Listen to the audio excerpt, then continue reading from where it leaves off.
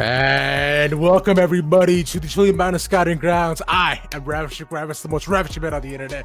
Joined in today yet again by my brother from another Toronto mother, Beat Down Boulevard. And we are ready to get into it for game number one between these two teams going out of here, BDB. And already we're into the draft, as you can see in front of your screens, because you all got eyes. Not disclaimer for those who don't. Already off the board, the Katarina, Celia, Leona gone. But on the other end, another shorty's already gone to Akali, Misfortune, and the big man Graves. Hey, for the most part, Ravish, we're getting a lot of usual bans here, but of course, with so many power picks being available right now, someone like Pantheon is going to slip through. And although support Pantheon is dead and gone, in my opinion, there's still a number of lanes you could see this pick go towards. And Jhin is also going to be another strong pick we're seeing from both sides. And just want to quickly give everybody the, in case they're not sure about what they've tuned into, this is a scouting grounds here for Chilly Mountain. They are going to make a team. And so, of course, these are the tryouts, the scouting grounds, as you will, which I'm pretty sure is in the title. So these guys are going to show us their stuff.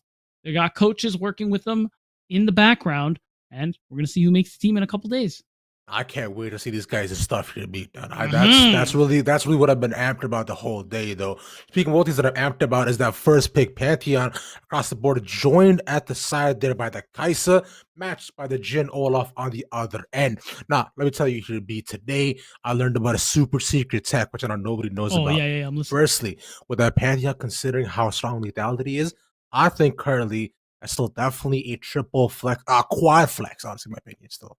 Because although support Pantheon was nerfed, bro, I've actually been running in mid with Pantheon, and it's kind of sick.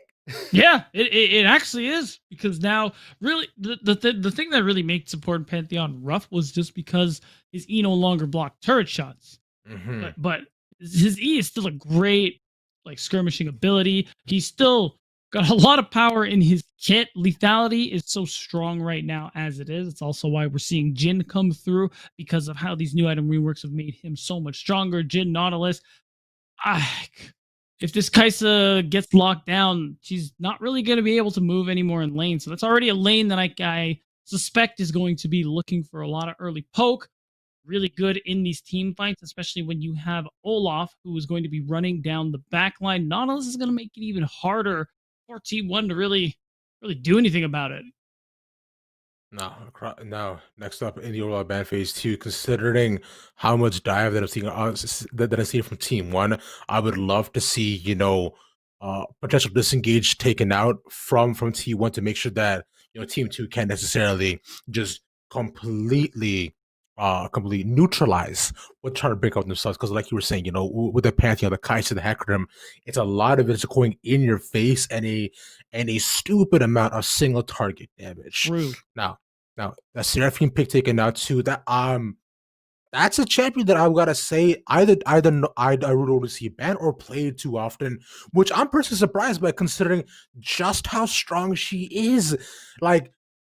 Besides from just her AP ratios, she gets a free redemption, like every half second. Yeah, really good. But you know what? The new item reworks is people going back to a lot of stuff they knew, a lot of stuff that hasn't really changed. I think it's taking time for some newer champs to really find their place. You see someone like Seraphine only recently, very, very recently showing presence here in organized play. You have people like Yone not really seeing a whole lot because of that ridiculous mechanical ceiling that he requires to actually fully use him.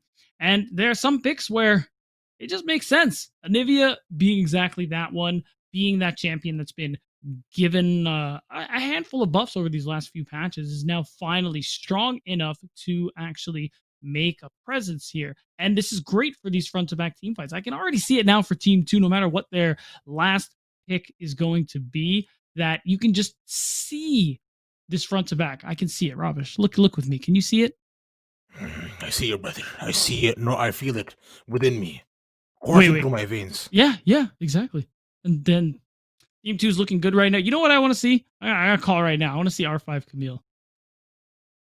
Yeah? Yeah, I do. All right. Because Olaf is going to Ragnarok and just run right past everybody. Camille can hook shot move right past everybody. I feel like that's the perfect frontlining duo. And then you also have that peel coming out from Nautilus if anybody tries to pressure Jin, pressure Anivia, because you can already see Team 1, they're trying to move forward. So you're going to need some peel on your supports. I think Nautilus is going to do a really good job of that. Mordekaiser is fine too. Also can function as a very strong backline, but this is more of a in the kind of bruiser sense. So you're still going to be a lot of damage coming out of this champion. Riftmaker is a great item right now. Very good item. It's a very good item. Honestly, I'll tell you what, B. Yeah, Yes, I know. I know you say that statement would just complete such pain and disdain within your heart. I mean, I play a collie, so it's okay. Oh yeah, so you're the worst. Gotcha. Yeah, no, it's oh man, you thought Gunblade was rough when a collie gets her first item. Oh buddy. Man, I thought better. You're the reason why I prefer Beta Collie every single game. I mean, I can play other mid lane. It's just not a big deal. Okay, buddy. Whatever. Deep in my heart, Ari's the girl for me, you know? Of course. We all got that shorty within us that we know. It's like, yo, this is who we're really all about. For me, it's a real. Yeah. Oh, I respect that. She's hard to play, brother. So hard. Yes, sir. Let me tell you, I had the best Irelia game of my life the other day in ARAM. It was nasty. I was 3-5-2. That was the best game of Irelia I've ever played. Just take that in for a second. She's so hard.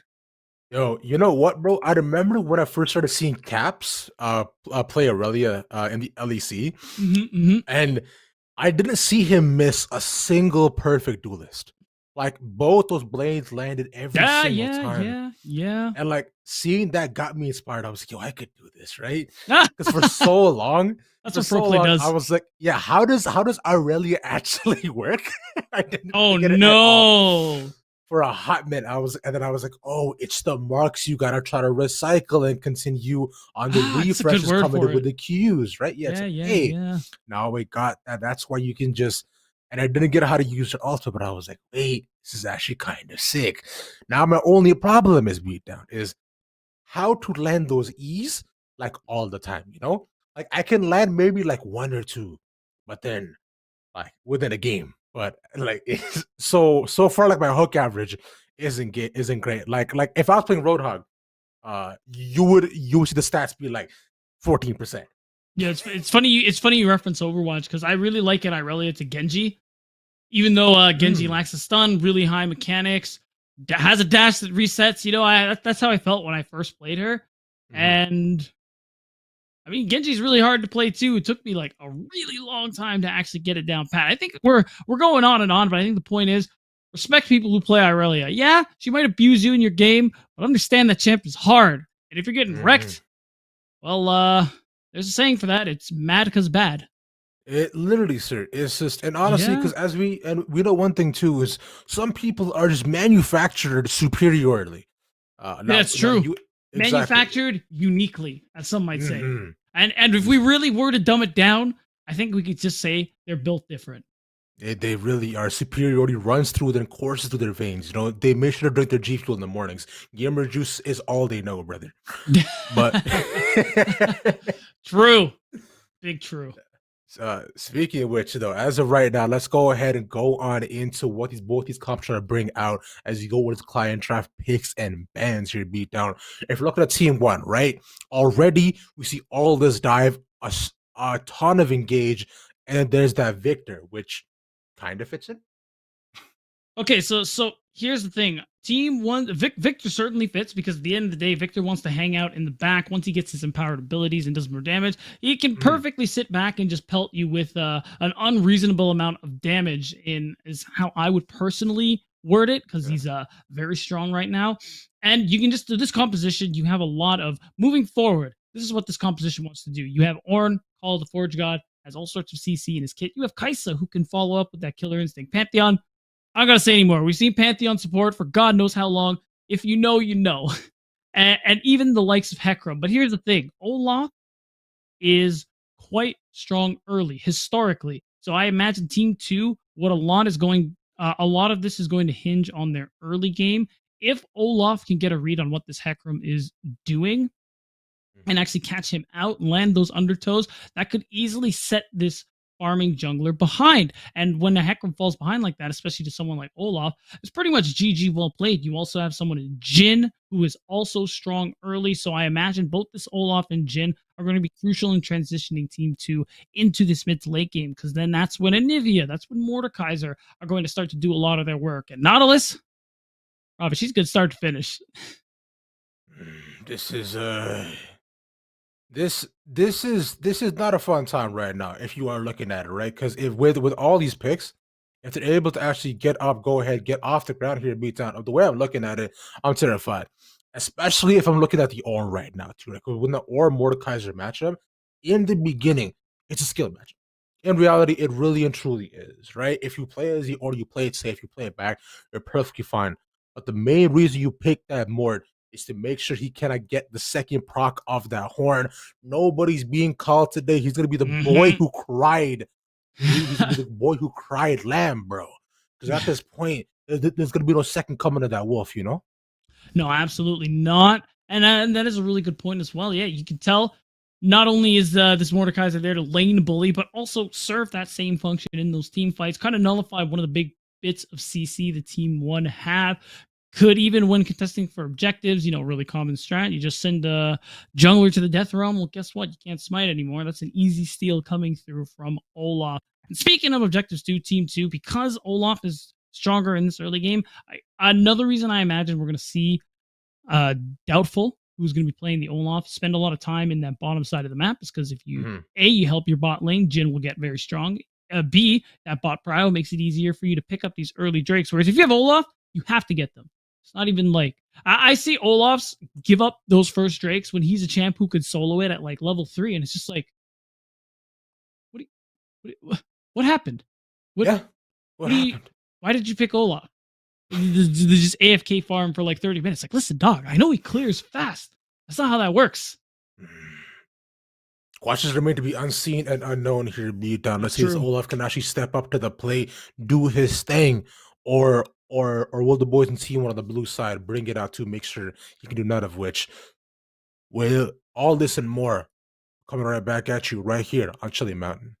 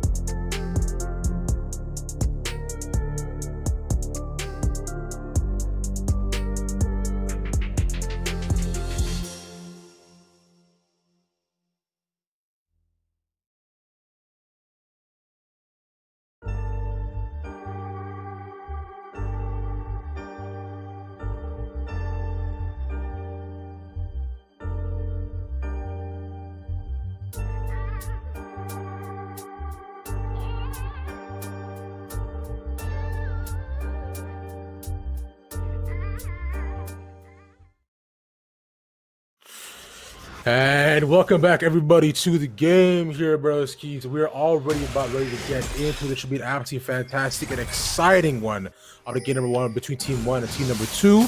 I gotta tell you, I'm actually don't hit my Beat Boulevard. And we are hot on the heels here, BDB, because there's no kills to be had, but I'm liking what I'm seeing, which is some pretty sick skins and exciting outplays.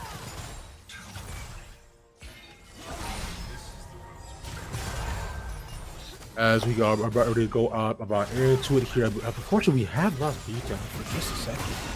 What will be perfectly fine is you see the little dive that come in on the top side, right? We'll have to find out what happens as in just a couple of seconds here. Yeah, there we are. Perfect. Save on. But Shock doing, but Shock doing some super solid trades right now here, because I want to talk a bit more about the Ornn versus the Mordekaiser matchup. Now, I've been in this matchup so many times, actually, and this is literally exactly what happens. Because you're an Ornn, you get pushed in, and if you're an Olaf, you want to early invade, and you just die in a tower. On already first blood here, going over to AKM Doubtful, so making good plays, making sure it's top laner, and staying ahead because you want that Mordekaiser to be killing it. As right now, making sure that the Ornn cannot farm though, because later on too, the Mordekaiser might not be able to sustain all that damage, but bot side dive comes in, Proto takes a bunch of damage to the face. Gizzle basically body blocking him, putting himself in the way. Now he's not a Braum, but he will still stay to stand behind him as much as he can. His Lexa gets found out on mid side under the bush, but that's so unfortunate. As you go out and make Trump. immediately gets that blocked himself. No, right now too. Problem is you see consistently is that before Jhin could not put out the consistent damage that most of the ADCs could, which I found personally was why he fell out of favor. But if you are looking at him now, he is quite good, especially and mainly because of all the lethality changes, which is what I personally love about all of it. Let's go into 2. I'm gonna say, man, Jhin, with all these changes too, just playing against him has not been fun. Especially just as an ADC player who plays, picks like Tristana, and if I feel freaky and feel like I feel like pushing it back all the way to 2006, I might go and pull out the Corki, but then all my teammates would flame me, unfortunately. Which is sad though, but you see absolutely massive waves stacking up for a Shock as he decided to go ahead and push back a little bit. But we're probably fine to be able to go ahead and pick all of that up though. But now, if Shock is smart, he can set up a freeze under his tower to make sure that Ornn cannot farm, but both dives happen simultaneously mid side and bot side though. Scholar stuck within the Anivia ultimate and he dies for it as well. Nautilus with a beautiful run, making sure to capitalize on it. Although Fat Sweaty didn't pick up the kill, at least he got something out of it. As we'll go ahead and see if we have Beat Boulevard back with us here. Beat, are you there?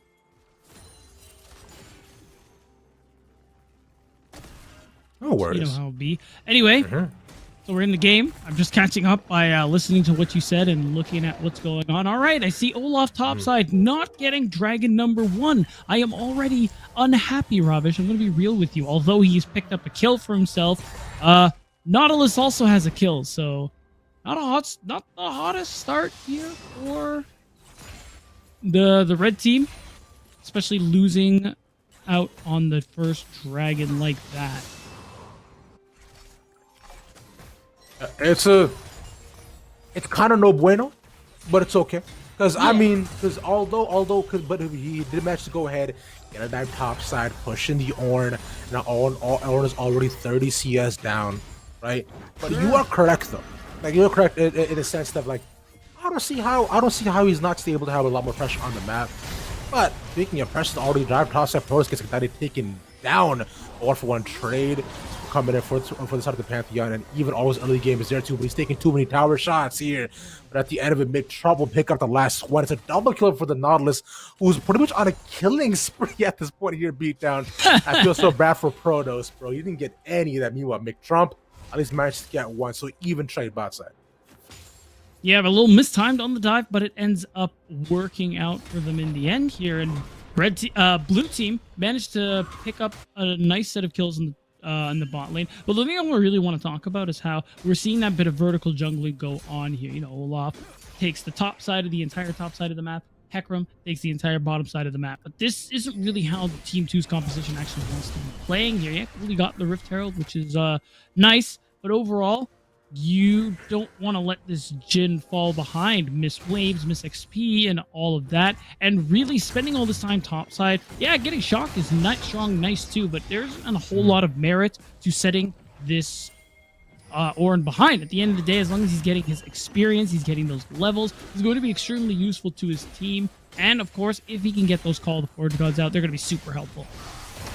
Speaking of getting hooks and Call of Forge Gods, that hook will do almost just as much fast when he just picks one for himself. Which Protoss will not land that force shot, and Klexo will stay alive. But man, the Gizzle has been all across the map here to beat them.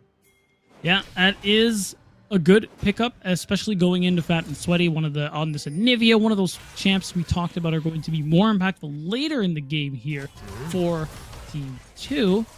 But overall, I do like the early activity from Doubtful and Co.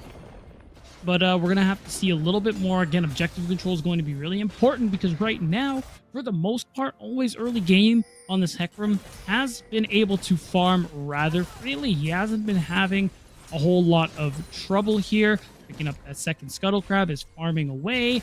And that is going to be a bit of a problem because Hecarim is especially going to be difficult to deal with as the game goes on. Once we get 2-3 items, he starts getting really tanky. His W heals him for a buttload of HP. Then he's going to be a really hard champion to kill, and he's going to be really impactful in these team fights. Also, the side of a good hacker, you know, to beat that is this man make sure not to take flash. He has Ghost on him too. Oh, unreal respect. Yeah, exactly. So he knows what's up here. He's been playing this champ for far too long within himself. So I already like what I'm seeing out of him. This man has the cojones to call himself a Hecarim player too, especially with all the new idol changes that we were talking about before, right? I find Hecarim right now has become so much stronger. Combining in with a Triforce and whatever you feel like. If you like diving on, we're speaking and dive already topside Scholar. Oh, I love it. Sam High, man, just blocking him up. But Sam High taking to the death realm. He's just gonna get soloed down. He has no chance. Oh, big flash used. Oh, but he goes under tower. Should be a 1-for-1. But Shock has Ornn's stats. Does not matter because that Pantheon strikes spirit through his heart. Super important, and that play means they know bottom lane is right for the taking here. Already the hook onto always early game, but isn't going to accomplish too much here. This 2v3 looking like they might back off, or they might be waiting to get the turret down to 2 plates here. But Fat and Sweaty looks like he's in trouble. Yeah, gets struck down by a little bit of lightning, but he made sure that he has a plastic umbrella here beat down, so he's not getting struck by lightning a third time. He's perfectly fine. Benjamin Franklin will not get him today, but yeah, it's looking like they took too long. Scholar's actually been able to make his way back to the bottom side of the map here, which is really good. One thing we actually didn't get to highlight yet is that Klexco has an insane farm lead here on Fat and Sweaty. He seems to very clearly be dominating this matchup, and that's probably likely what's hard of making these plays. But hold on a second, all these early games going in. Yeah, he already gets a bunch of damage down. Do we see IKM Doubtful? That Ragnarok pop, he's just chasing them. It doesn't even matter, but even the rolls coming in from Klexco, he should be able to get out, but so much damage. Gives all the flash over from Fat and Sweaty, lailed down, chopped up, and frozen to death. Protoss will pick that one up. An ambitious TP from Klexo is actually going to end up going very, very wrong. And now we're going to see Doubtful and the Olaf go for that second dragon here. Now we're starting to see this gold lead really come through for Team 2 on the red side here. 4,000 gold. You're getting gold for the most part on who you want them to. I can't help but look at the 4 in front of the 1 and 3 there on this Gizult and this Nautilus. Definitely not ideal, but overall, still, things are looking quite good for Team 2 here. Now, always early game is getting hurt a little bit. Not really able to farm as much because he keeps getting taken out in these engages here. Not quite as tanky as he wants to be. He has a 300 goal shutdown, bro. I know. 13 minutes as a Nautilus? Like, what do you mean? Yeah, it's absolutely wild because also so many of those early kills went right to his face, which is absolutely also small call out too. With Sam Hyde mid lane too, so shout out to our boy Smacks, who's probably not playing in this tournament, but someone who has the exact same name as him is playing League of Legends. That's sick. That's actually pretty funny. I mean, I guess he couldn't be the only one who thought of it, but he is the OG, of course. Of course, the absolute wonderful Sam Hyde though for himself. Which beat. I gotta say, looking at it right now, look. If you're the Nautilus, if you're looking at yourself, if you're Gizzle, right? He's moving like this man is the biggest chest right now. He's 4-1. He already has the locket and his upgraded boots. He doesn't care. So as of right now, so what would you do? Would you try to shadow your jungler or would you try to shadow your ADC? Because so far it looks like the answer is shadow your ADC and your jungler.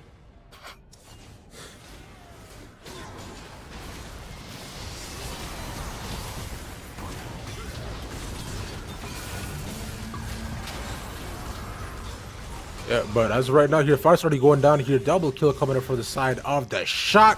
And Doubtful it's gonna chase down Cleo, axe to face. He's already done, and McTrump left at the side without a team. He's just not in range for the ultimate.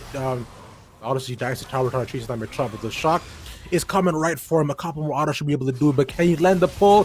The cooldown just isn't up. He still has the shield, gets shut down yet again by the Pantheon. The Scholar trying to pick one up for himself, but Protos is there to protect the bird, making it just a bit more of an even trade, 3 for 2 by the end of it. Yeah, still, this isn't making things even. This isn't making things much easier here for Team 1. At the end of the day, this kind of comp that does really well into that late game, you're cool going even if you're a little bit behind. It's light. You're not too worried. You're chilling. Problem is, 6K gold isn't even or a little bit behind. I would dare say it's quite a large gap that's forming right now. A lot of it, yeah, it's kind of on Gazolt here. But if you look at the enemy Pantheon, he has 3 kills of his own too. So that's not really where the gap is. You look top lane, you look at the jungle matchup right now. Doubtful's out farming, out killing, always early game. And that's the thing with Olaf. You get him these early kills, this early gold. He's the kind of champ that absolutely will run away with it. And now we're going to see if Team 2 can really close this one out. Because at its current pace, this is not looking good for Team 1. No, unfortunately not though, but one main thing which remains to be seen is that all of the fights are going to the favor beatdown. End of the day, League of Legends is pretty much just a tower defense game. And so far with the tower defense, Team 1 actually doing pretty good. They've only lost one so far, and that's not even the mid-side, which is the one that opens the map the most. It also opens the other team for a lot more pressure. Fat and Sweaty is just dead. Unfortunately, and as Benjamin Frankie laughs at his grave, on the other side, he's able to at least still get one back. Yeah, being able to get one in that scenario is honestly pretty dope. And they look like they are going to at least apply some pressure to that mid tower, but it's not really an exchange they really want to be a part of right now. So they're going to immediately retreat and hope they don't get punished for that. The problem now, though, they would love to get that tower down so they can hopefully contest this next dragon, but it's looking like it's not in the cards here for Team 1. Luckily, they took the first one, so they're kind of okay with letting this one go. The real problem is going to start once the second Rift Herald comes through here, and they might actually use that to be able to threaten that tier 2. Maybe they use it in the bot lane while they go fight dragon just to ensure there's no contest. But between all that and the vision top side, no one's touching the dragon. Vision bottom side. Speaking of not getting touched, bro, Sam Hyde is just getting beat up all over here. Beatdown. He even used the Oran Horn as all of his knockups, but the damage just cannot compete. That Mordekaiser was getting dove yet again. Locked down, spear to the face. There's just so many weapons coming at him, but the shield is not going to be enough, and it loses the 2 for 1. And I really like that play because you do punish, you do take shock, go 1 for 1. Actually, hold on a second. Plexo is getting jumped on. He's dead. He's just just that dead. burn is just gonna tear him down, brother. Because he is a machine, but fire does penetrate through it all. Yeah, fire does melt metal if it's hot enough. You can confirm. We don't really have temp stats on Ignite, but I'm going to assume it's very very hot, as especially when someone flash ignites you. Not sure anything burns more than that. I'm gonna go ahead and find out for you. You know what? I'm trying to see at what temperature does steel melt, right? Because look, Oh, true. look, if you're looking at it, ignite has to at least be 1,540 degrees Celsius if they want to try to melt that victim. But you see, birds melt a lot quicker to beat them. Especially birds made of ice. Birds made of ice, and especially got struck by lightning, will have to use their blink move to try to get away from all that. But here comes AKM Shock. Oh, to go ahead and pull him no. down, get stunned up. The auto, oh man, it's gonna save his life. He still has ultimate though. Gets pulled into the death realm, and nothing but death will happen for him. Takes him out. The shield going up against Sam Hyde now. That needs to get away. Couple water should be able to do it. He picks up the double. Going in for the triple. Can't he do it? And Scholar, and always early game having it on him again. I feel like I've been here before, bro. That's right. It's the only way to really stop this Mordekaiser from healing back that HP with the Omnivamp is going to be that CC. Hecarim and Pantheon are the combo to do so, but so much bot side rubbish. Look So what's happening much. top side. 1941, and that top turret's going down. The only four numbers I want to see in front of my screen is 1738, my brother. Well, I don't know how to tell you. This is probably not going to happen. It's really not a whole lot of. There's not a whole lot of ways that can happen. No, it's tragic, honestly. But you know what else is tragic? Gizzle dying and losing the shutdown too. Which, like, And you know, it went to McTrump. That's actually pretty dope. maybe with McTrump could try to go ahead and try to apply for 4 more years, but Maybe. is no, unfortunately won't look like it happened as of right now. He doesn't have his Manamune stacked up either, but is well on his way to be able to do so. Because Kai'Sa right now, once she's able to at least get 2 items, she'll be able to melt through almost the entire backline of Team 2. But Yeah. apparently she needs to chill on the side wave. Meanwhile, on the other, Team 2 has already made their way worked up to the base of team number 1, which is solid using Oh my Apparel as God. well. So with the top sides being so open, I'm excited. So it just gives them more and more avenues to be able to apply more pressure across the map. Because AKM Shock is just able to just bully Sam Hyde. You cannot match him in side lane anymore. He just gets the free farm here. Yeah, that's right. Down 3 levels. It's so hard. Ornn, nowhere closer to that level 13 to really start upgrading these mythic items. And now, realistically, he has to back and sack this bottom wave as well. So that's more experience missed out because, well, he needs to heal back that HP. And it's so easy for Team 2 to be able to take this Baron if they really want to do it. They want to do this one right. They want to get a good fight. Then take it and go through top side. And it's going to be really easy because look at all this vision they have on the top side of the map. They try and try and try to clear it up for Team 1, but they can't. Every time they get like one ward down, it allows them to clear another if it's a pink ward. But as soon as that happens, all of Team 2 just move in like, yeah, no, this is not your jungle anymore. Always early game. I don't know how to tell you this, but we just did. As soon as Shock hit 6 kills and Daffel didn't die once, it was never the jungle beatdown. It's just not happening for themselves. Oh my gosh. This is unfortunate. He's gonna have to ult. He's gonna have to ult. They're gonna run down. He can't Wait, even it didn't also work? tower the wall. You locked him in. No. I think he miscalculated the side of that wall, but hold on a second. That's gonna be a nice kill there. The Shock, who is a little bit greedy. That should be the Baron overall. We're gonna see if they want to actually contest this. They can't. They actually genuinely can't at all consider to be fighting a 5v4. Already the man down. They're down power levels too, and was shocked with themselves with his passive. You know, within tight space, it doesn't even matter. But the flash, will not. Alan, neither will any of the shots. Flash should be able to go and get away for free, but that pull, which is point blank, will land though. Izzo might be in a little bit of trouble. Goes in the tower. One more tick. Oh. He's a lucky man though, but you know what else is up here to be is the dragon as well. So not only will they get that Baron for free, they'll get that dragon too. I mean, always early game could try to contest it. I don't know if he can though.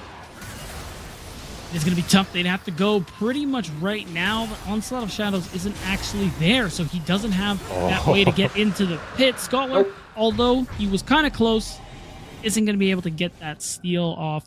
And this is tough. This is now Soul Point here. It's Ocean Soul, Team 2. Any team, love it. It's like the best soul you can get for the most part. That healing over time is absolutely ridiculous. And now, if Team 2 may not even survive this particular Baron buff, it's still going to be up for 2 more minutes here for Team 2. But let's say Team 1 survives. Say they get it done, you know? The problem is going to be now they have to contest every single dragon. And you got to imagine Team 2 are cool with that. They're like, oh, yeah, you really need that dragon. Hey, we're just going to take the Baron in the meantime. Thanks. Yeah, it's fine. It's like, yo, go ahead and take that. Actually, I'm actually okay and blessed with it. Yeah. But right now, like, with the way I'm also imagining your beatdown, the way I look at this is that Team 1 is in a very much a SpongeBob moment. Remember when he was terrified of the outside? Is that they got to go ahead and hug their tower like indoors here, brother. But honestly, it seems as though Scholar did not get the memo. Penny did not give him any sort of advice at all. As all getting run down by the backside. I was early game trying to run down the front of our opponents, but he does not have the damage nor the items. He cannot do anything. He was such a split up fight. They're still quite back and forth, with Jin staying alive, with Nautilus peeling for him, and with Shock being so far ahead. Team 1 take that bad fight, and they're having a bad time. That they weren't ready for Shock's TP, and unfortunately that dive onto Protoss didn't work either. Yeah, you get another shutdown into McDrum's pocket. The Murmana is there, but not enough damage to really carry these fights, and as a result, that Baron buff is going to allow Team 2 to tear through the space, pick up 2 inhibitors, maybe even 3, as we see Shock's making his way through the bottom side here, and that could very well be GG, well played, unless a miraculous fight comes through. But they really can't let all 3 of these go down. Honestly, I don't know what they could do actually right now to stop this. But looks at those shock darts going back off because he runs out of minis, which is tragic though. When Scholar trying to stop these backs, just be cheeky. He gets pulled back, a lot of damage. Actually, Protoss almost dies there too. He gets ignited. Yeah, gonna get slowed down. The always early game trying to chase him down even more. Deadly Flourish will stop him in his path. No more follow up will be had though. Oh, the arm! Tragic. Killer instinct. He followed up Nick Trump. Oh, shout out to you, bro. I'm gonna be real. I gotta give respect to Scholar for that one, because he saw them backing in that bush with the empowered recall when he was using the Oracle lens, but he waits. Make sure one person is missing, give themselves that numbers advantage, then he jumps in on the Jin. Actually, a pretty nice pickup. No objectives gained for it, but again, more money on this Kaisa, who's getting stronger and stronger. And you live just a little bit longer, as now Protoss, they gotta wait for him to come back. You just keep pushing out these waves. Flexco is probably dead in the bot side. Maybe. A little dangerous. No, he should be okay. I mean, considering he's back and not seem to be fine. But Scholar might not be, though. But he should just walk into his own base, he can find solace, though. Beat that, what we say, but based on what you were saying before, so what was that song again? You know, working harder, moving faster, makes you live longer, right? Is that what it says? Actually, wait, maybe we should talk about what they're saying. Oh, Lord. I mean, honestly, right now, they're actually saying a lot. Team 1 wants to go ahead and run up on them.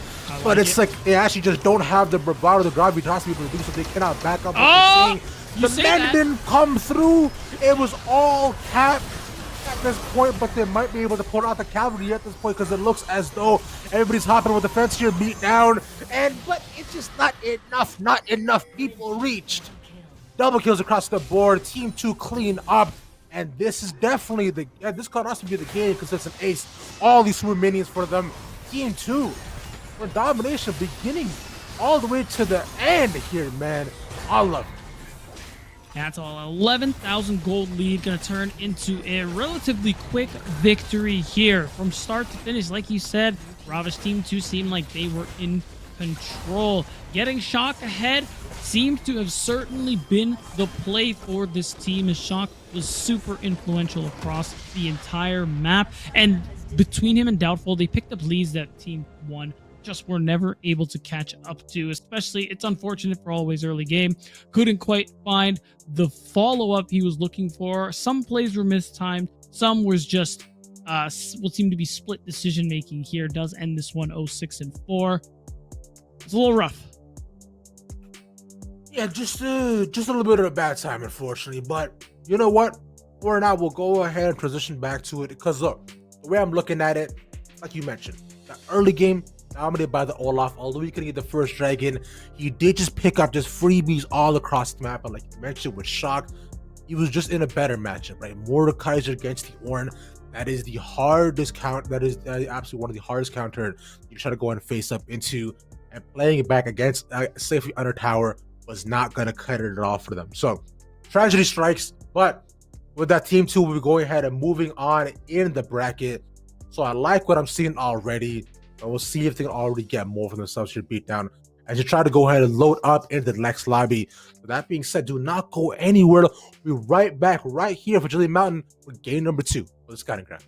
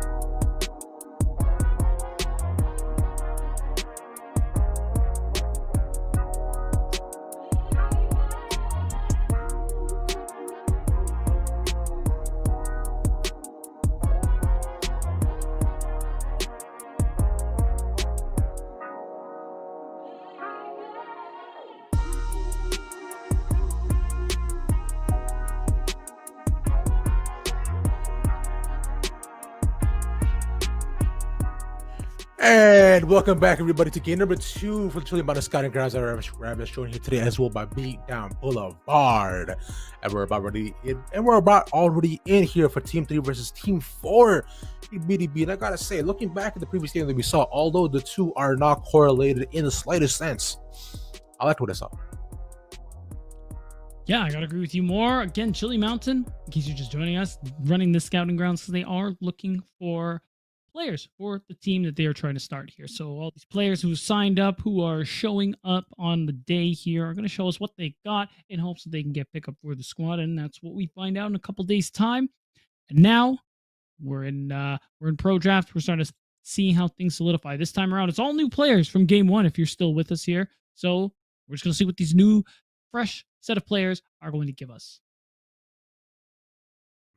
Already that we're seeing, similar bands from the previous game because Leona already taken off along with the Katarina, which the Katarina right now, especially Tank Cat, it is really, really good. Which is why what I was talking about before he BDB, picks like the Pantheon mid completely neutralize already what they're trying to bring out though. Because look at it like this. Look, Tank Cat heals a stupid amount of damage and it does a stupid amount of damage as well. But you know what else does a stupid amount of damage? The cigar shotgun man himself, Graves, was not only super good in the patch, but the lethality on him was kind of brazy. Yeah, lethality, super good right now. Anyone who can use lethality, also super good right now. Please nerf Collector. I don't like it. I don't like it. Fizz being taken out too is pretty interesting. We do see a lot of assassins taken out of the mix here more often than not, as they are quite good right now on top of lethality users. But Fizz is usually one you see taken out. It's, you know what, you're Beatdown. I think you are actually preaching to the choir here, brother, because having an execute on a champion, that's a bad time. On any champion. Execution in general, yeah. Because it's like those should not just be handed out to people. It's like save special occasions. Like for example, like for your ultimates, right? Like Pyke got that execute, Cho'Gath got that execute. Now Pyke is a stupid champion, and Cho'Gath actually has a little bit of skill to play. But if you were to build an item and then you just die, that's no fun. You know what is fun? That Pantheon pick already. Surprised that isn't taken off the board here. We did end up seeing support Pantheon game 1, but still can absolutely be played top and mid. We don't see a whole lot of jungle, but it's certainly viable if you ask me. So we're gonna see how this one goes. This time it's gonna be Team 4 on the red side here, who are gonna pick up the Hecarim. Didn't look so great game 1, but still certainly a strong pick here, and I like it with the Jhin. Across the board, though, like you mentioned, right? With the Hecarim Jhin too, so similar comps already that we saw from game number 1, right? Jhin, too, like we were saying before, is very, very good currently on this patch. Puts out a disgusting amount of damage, especially that 4th shot, which can decimate your entire health if you have no resistance against it. You know what? The other ADC is also really good on this patch. Yeah, let me guess. Tell me. Teemo. No, I'm playing. It's a misfortune. Yeah, bro. Yeah, because you know who else you utilize lethality to the absolute fullest extent? That misfortune, bro, who can yet again tear apart people's health bars. But honestly, I find better than the Jhin 1-2. 2, her ultimate is like Jin's, but also better. 3, Dark Harvest Misfortune is an absolutely disgusting champion. Now, I'm being told is that I believe that is a Rek'Sai coming in. That's not a Lulu. Oh, okay. Go ahead and figure that out. That's interesting. I mean, if that's what they're saying, feels fine. And interestingly enough, too, I like if that's actually true. I like that Malphite as well because I think Malphite is extremely good right now. More than anything else, that's going to be 3 lethality champions already picked up here for the side of Team 3. Misfortune could very well go the Muramana route and just build crit, which may end up being necessary depending on where the rest of Team 4's composition goes. But overall, yeah, you really got to worry about that damage profile. Hopefully, we do see some more AP come into the mix at the very least as we go into the second phase. And of course, as I say, a lot of these AP mid laners being taken away, the Silas, the Galio. We could just be getting baited, and this could still definitely be the AP Misfortune support. Right, go ahead, take us back 2016 with Gorilla and Prey playing that top side up against SKT, just revolutionizing the game here, BDB. Now, I know you were just a youngin' when it happened, but I promise you when it came out, every man, woman, and child in solo queue decided that they were Gorilla and they could play AP Misfortune support. I'll tell you what, people still try it. People still try it to this day. You don't see it a whole lot, but I once saw it in my rank game in Season 10. I'm so sorry. I'm so sorry. No, we won. We won. They smashed them. Good job. It was Ash Misfortune. Absolutely decimated. Dunked. Destroyed. That's the play. Deleted. Yeah. And speaking of Team 4 now, yeah. Well, it's not really speaking of, but that's my excuse for a segue. Now we're back to this issue of we got 3 lethality users. Team 4 starting to look pretty tanky here. Hecarim can as well towards the later stages of the game. So it's starting to seem like Team 3 early game is already going to be super duper important for them. This next pick is also going to interest me greatly. Orianna, love it. AP, great mid laner. Absolutely cannot go wrong. And honestly, a lot of wombo potential here with the bullet time. Not only the wombo here, like you're mentioning, but that combo that could possibly come in could be absolutely beautiful, sir. Because, Beta, we see it, and I do too, when everything just lands all together, when it all comes through in a beautiful triangle cone, it's like just a petit papillon, just a beautiful chef's kiss, It makes you just want to say, moi, I love it. It is the gorgeous. I can't remember the name for beautiful in French, so I will go ahead and go with that and just say it with an accent. Damn, I wish I knew too. I'm just trying to it doesn't matter. The point is, you're absolutely Canada, right, by the way, and I do. and the Mordekaiser especially is actually going to be quite nice as well. So now I'm starting to see a little more of that late game damage come through again. Riftmaker, great item, Ravish. It's so good. We saw what Mordekaiser did last game with it. Definitely got away with a whole lot of nonsense. And part of the way that he got shut down from time to time was in part due to Pantheon, who has that beautiful point and click stun. But I can't help but notice, but Pantheon is on this Mordekaiser's team right now. And it's a little scary. And it looks like we are going to see Pantheon support round 2, which is very interesting to me. Beta, what happens when Kryptonite becomes a part of you?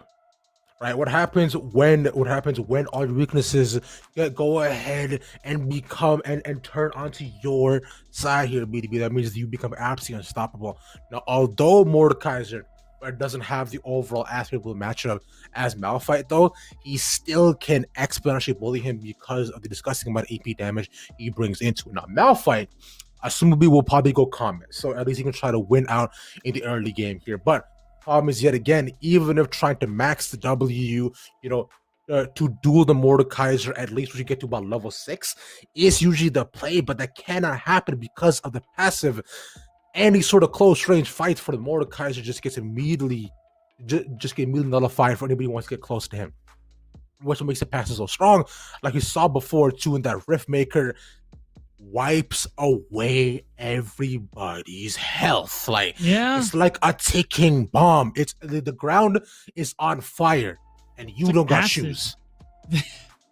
I mean, yeah, it's a good way to put it. I don't know if shoes, I don't know what kind of fire resistant shoes you have. Might be a new item in League they're looking towards, but yeah. Well, I'm glad you asked your beatdown. I'm really sponsored by these by these fire department shoes. Is that what this is? Hold on a second. You got sponsors? How come I don't got no sponsors? What's going on? Yo, look at here, bro. You got to go ahead and find your market, right? Yo, mine was finding fire retardant shoes. Essentially, I want to make sure to step into a volcano and not feel the heat. Right? As an Indian man, if I'm not feeling the heat, that's how you know they're working. What about the rest of your body? Yo, look, hold on. We don't talk about all that, right? We're currently working on the rest. Oh, is this a work in progress? All right, my bad. Yeah. Don't ask those questions right now, man. Don't watch that.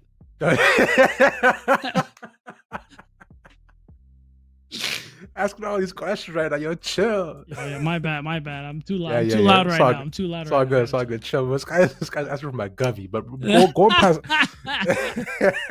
going past our lingo here, B-Town. With all these comps already broken down, go ahead and talk to me about those. What are you expected to see here? What's the picks to watch? All right, Team 3, more than anything else on this blue side now. The Lulu, just to remind people, or if you're just joining us, that's actually a Rek'Sai going to be the jungle for the side of Team 3. And the thing with Rek'Sai is, although she's also a wonderful user of the currently strong lethality, she's still that kind of champ that is going to struggle later on, just because not just the nature of the character, but the sheer tanky might of Team 4 that will be showing up very soon. As time goes on, of course, Malphite's going to get super tanky. Thresh is going to get super tanky. Hecarim is going to get pretty tanky himself. So Team 3, Ravish, I'm going to put it out there right now. They're on a clock. Time's ticking. 25-minute mark is when things get real scary for them, as long as Team 4 can go even, or if they fall a little bit behind. You're seeing already there's a ticking time bomb in front of you here, man. It's like you can see it, but the question is, what do you do to save yourself your beatdown, right? It's not this sorry, it reminds me of that movie with Keanu Reeves and also Sandra Bullock's, right? Remember the one with the bus and it's about to blow up and you gotta make it somewhere and not stop. That's what I imagine this team gotta do here, man. They gotta make sure to not stop until that bomb blows up, because when it's gone and they're out. Yeah. What's it called? Speed. It's called speed. Yeah, speed. They got to go ahead and operate with absolute speed. As I'm being already told here, the word you're looking for, Beta, was magnifique. Magnifique, of course. Magnifique. How do we not know that? What's the point of living in Canada? Why they even teach us French? 5 years of French, by the way. No, middle school and high school, we can't remember a single word. Yep. I can remember some you know words. what I got? I can say hi. I can say hi to Lennon. You know? Exactly. I can say bonjour, ça va, exactly. Très bien, all that. But you know what I gotta? You know what I'm gonna make sure that I never forget, bro. Yo, est-ce que je peux aller aux toilettes? That's never getting out of me, bro. That's like the most important thing to know in any language. Exactly. Don't you want to be able to ask random people on the street whether or not you can go to the bathroom? Bro, that's all. Dude, imagine you're in a foreign land. All you need to do is go to the washroom. Imagine. You don't know what to say. How would you describe it to them with body language? Because I wouldn't even try. I'm not gonna lie. Yo, honestly, it's such a tough question. I might just start yelling. Help! Help! Exactly. Yeah, I might start yelling and see what happens and go from there. Because if I'm out of options, I know I'm gonna do something. Or you know what? I'm actually not gonna divulge into this here, guys. As you go ahead, load up air inspector to declare all the trees are being planted, and the league of Legends Rift is being formed. So do not go anywhere. We go be right back right here. Actually, Mountain.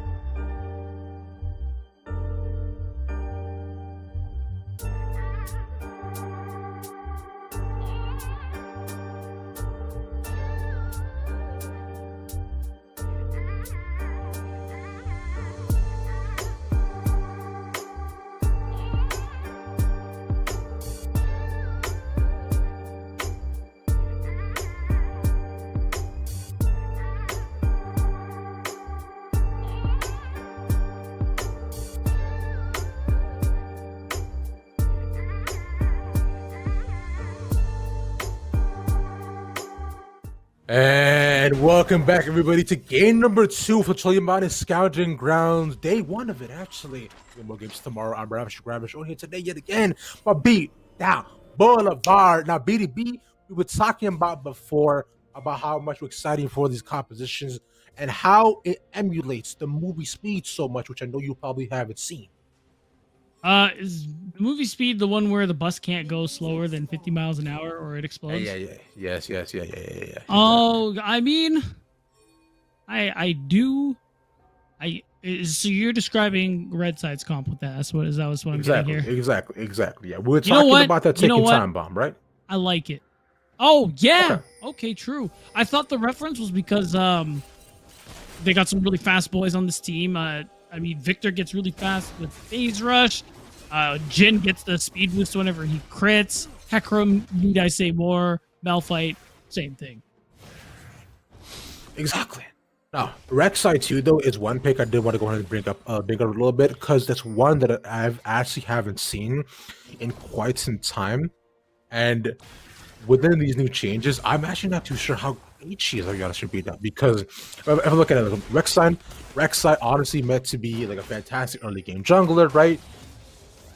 Able to bring out those power level 2, level 3 ganks to just exert tons of early pressure. And considering she's going for a bottom side clear, that I imagine we will see her bot side, right? Just to make sure that the Indigo and Pockets can continue rampaging over Sidillion and Poop Monster 928. Shout out to you for getting that name. Let's call him 928 from now on. But yeah, so the thing with Rek'Sai is that she is quite the strong early game jungler. She's hard to play though. That's the thing, especially maneuvering through with her Tremor Sense. You only see the steps that people make and try to let your Void Seekers. So it's a good. She is definitely good early game, but you have to be well versed in the champ. And usually people who pick her are confident that they are, so I can't wait to see what Frag is going to be able to do. Pretty much once level 3 is online, I imagine we're already going to see some action from this jungler. I kind of like this pathing actually. He's going to full clear bot side and go for this. I was going to say Scuttle Crab, but to go for the invade. Yeah, okay, this is interesting. She like the path thing down, but they get spotted out immediately here, beat down.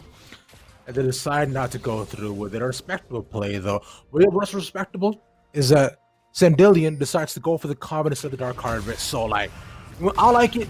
Showing his opponent at least just a minuscule amount of respect, so, like, you know, he's not just caught out. Because if you pick Dark Harvest Misfortune in series like this, you just say, yo, reach, come at me, I am ready, I don't care.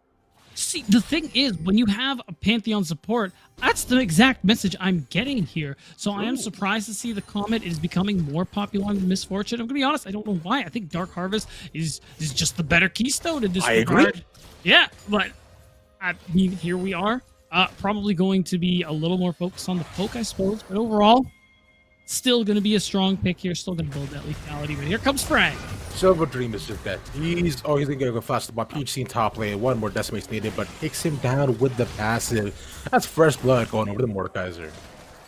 And there it is. You just need those early plays to come through from this Rek'Sai and Frag. Already off to a great start there. And then also worth noting, because of that very nice early jungle pathing we saw from Frag, the thing that he actually ends up double crabbing Heximus, which is not ideal here when you're playing this Hecarim. You need all that XP you can get. You don't want to lose in farm to a Rek'Sai. So because of that now, yeah, it really is. So now you see he's going to try and make a play there onto this Mordekaiser. I really hope he doesn't, though. This could go so wrong. I don't think a dive works out here. No, he's just so pushed in. His Silver Dream didn't control the wave properly. Meanwhile, a PhD in top lane, which I've actually seen before a fair amount of times. A solid player, by the way. So it's like he's doing really well for himself. Beautiful wave magic control to make sure that the Hecarim cannot get in on. He cannot. He's how you call it, MC hammering him. Okay. You get why we no. Because he can't touch this. I like it. You right. And speaking of, Jisoo is also untouchable because of the flash. Problem is, though, won't have that for 5 more minutes and is going to definitely be a repeat gank in his future from Hexamist. I can only imagine. So the utmost care needs to be paid here. With that teleport coming through, there's going to be no sums mid lane. The problem is we have another invade coming through. Bye. Yeah, Heximus Beautiful. decides to farm his own jungle. The audacity of him. How dare he?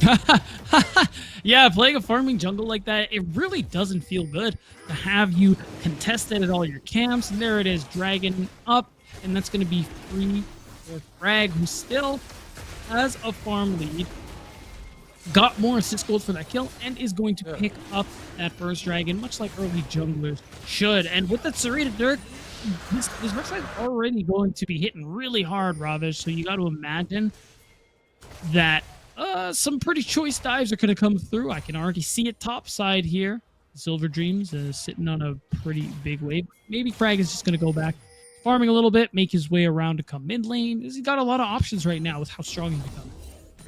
I was going to go ahead and point something real quickly before we BDB. Now, I was talking about before with this Malphite and Mordekaiser matchup here. Look, you were naturally going to get pushed up in lane. So if you want to try to trade a little bit more, you could have actually put at least an extra point into the Thunderclap. So not only what you can do is you can actually output more damage, but you can clear waves a lot easier and a lot better. So if you wanted to, because you could consider how much your wave is going to push it onto you, capitalize on getting as much farm as possible. You could have put extra point, but he decides to put it all into the queue, which is respectable. Oh my god. He wants to be able to poke him out, but that's not going to matter because Mordecai is just going to run him over until he gets any sort of AP resistance. And the problem is he's going to need some help. Luckily, Hexamist is nearby, and this is going to be a good opportunity for him to do something. But it's looking like farming is going to be the main focus here. He does have the level 6, though, so this play is looking very possible, but looking like it's not going to happen. Instead, I see a dive in Silver Dream's future.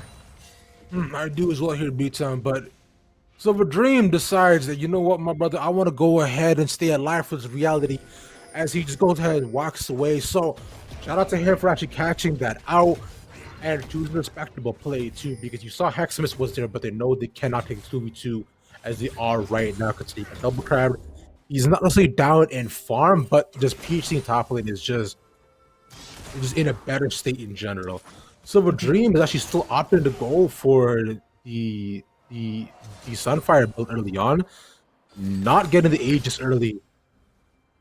Getting no AP? Okay, all right. I mean, hey man, whatever floats your rock. Well, plus I'm pretty sure they changed Aegis so that it also does give some MR, if that is what you are referring to. So still not a bad first pickup there for the Malphite. The really unfortunate about is the Bongi Cinder. Since he's being pushed in, it makes it impossible for him to actually freeze those waves now, which is a little unlucky, if you ask me. But I kind of like the way that the game has been slowed down here by the red side, unless they won a game. And just you say that here, beat down immediately. We're gonna get picked off to a poop monster trying to go mid onto Indigo and Pockets. You're pretty much fighting a 2v1, but look at there on the backside as well. This comes to Rek'Sai 2. The final turn is already popped along with that bullet time, but not even to pick up any either on either side. Mid lane for mid right now. And the kill's already there, but Heximus fighting up against Frag. Needs to get pushed. And that's one going over to the Jhin. And it's Indigo fighting up against back and forth. That sends already to get him out of the fight. So a 1-for-1 across. So trying to make that a 2-for-1 for the red team. And that is really ambitious. You know Hecarim's in the mid lane, so Frag thinks they can go and get a play and get away with it. The problem is they end up going 1-for-1 instead. And because of the dive, they have to back up right now. They're in no position to actually receive this. Thing is, though, still not too bad for Team 3 on the blue side, because now Frag still has the Rift Herald, could look to drop that bot or mid.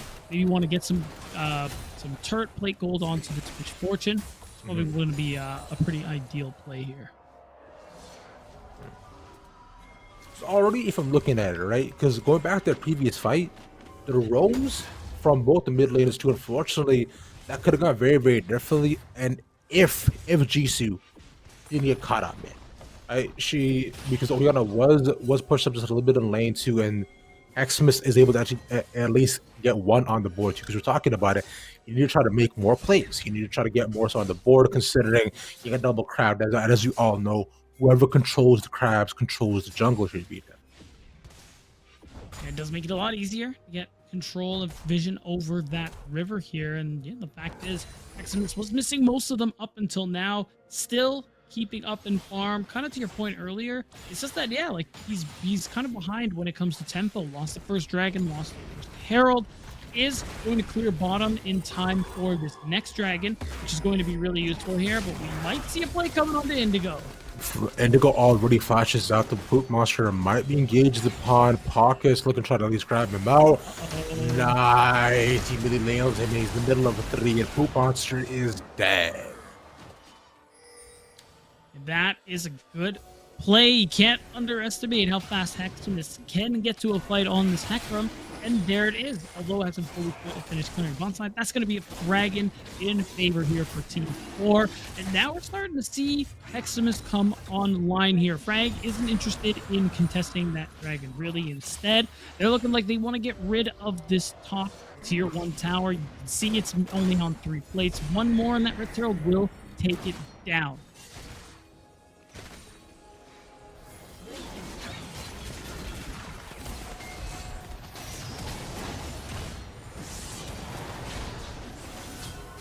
Oh my god!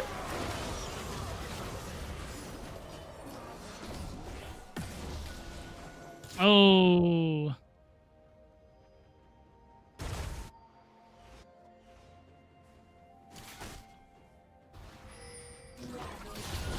That is tough. No shockwave. They might get Nightingale here, but looking like Phase Rush is going to do them well once again. Actually, they're still committing to this one, Ravish.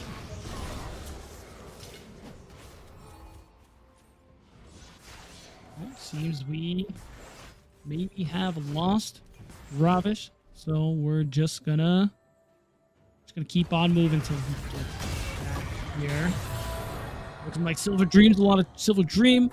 Living a nightmare right now in the Death Realm. Is gonna be able to ult over the wall, survive another day.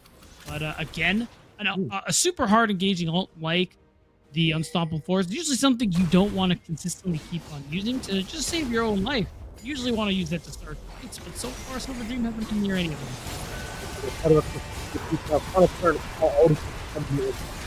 The bullet I will put down more people be had. Triangulation is not there. The Esports of Esports is not easy. Yeah, but the thing is now we're going to see a teleport come through, it looks like. Will be from Jisoo, just to make sure everything's all copacetic. Going to go back to the mid lane as a result. But again, Silver Dream now confined to the other end of the map here. Heximus has completed Trinity Force. Yeah. I like that note you hit there. He you know what? It's still a power spike. Still a power spike. Yeah, it's something, but you sound like you are pretty hesitant there, brother. Go ahead, air your grievances. Let us know what's going on in that beautiful mind. I mean, Divine Sunder is just so much better. It's just, it really is. It's just crazy. Yeah, it's just he's still gonna do damage. He's still gonna be useful, just not as strong as maybe he could be. Oh. The thing is, though, he's gonna be able to. He's starting to get these levels, get this farm. He's gonna start having more agency in these plays. He's gonna start surviving a lot more too. Mm-hmm. Honestly, I was gonna say his frag actually probably gonna catch our pockets, knocks him up. He flays him back, even pops his ultimate, but he's just in the middle of 2. Lightning's gonna go ahead and strike ult over the wall to secure the kill, and he gets out while at it too. So smooth moves coming in for Frag, but look at the TP play here, beat down too. And for coming in for the Malphite, gonna push down this lane, use the ultimate as well, knocks him up. But Cassandalian is quite strong. Pantheon ultimate used to try to match the amount of manpower coming from the red side. Try to chase him down. Silver Dream not strong enough to get this. Still gets the Aegis, but not the full Sunfire. It's gonna be a whole party in the bot lane. All the TPs being used, but there's no engage. Silver Dream has no ultimate. They're just wasting summoner spells. Still, Curtain Call is gonna come through. They might still look for this one.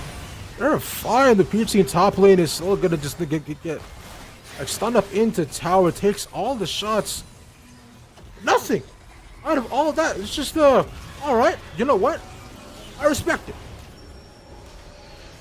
Yeah, it is tough.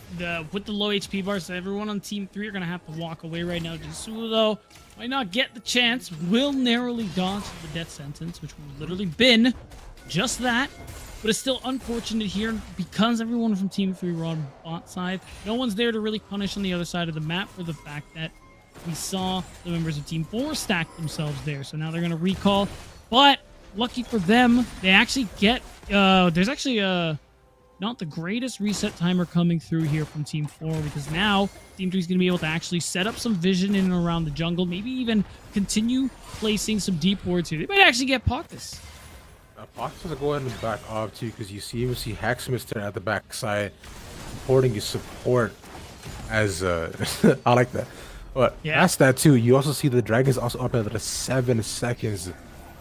That Cloud Soul as they look at chasing down in Lightning Gale, and both Frag and Poop Monster are already there, setting up their vision. Jisoo along with PhD, they're first to the take, and it looks like Team 4 are deciding to just pick this up.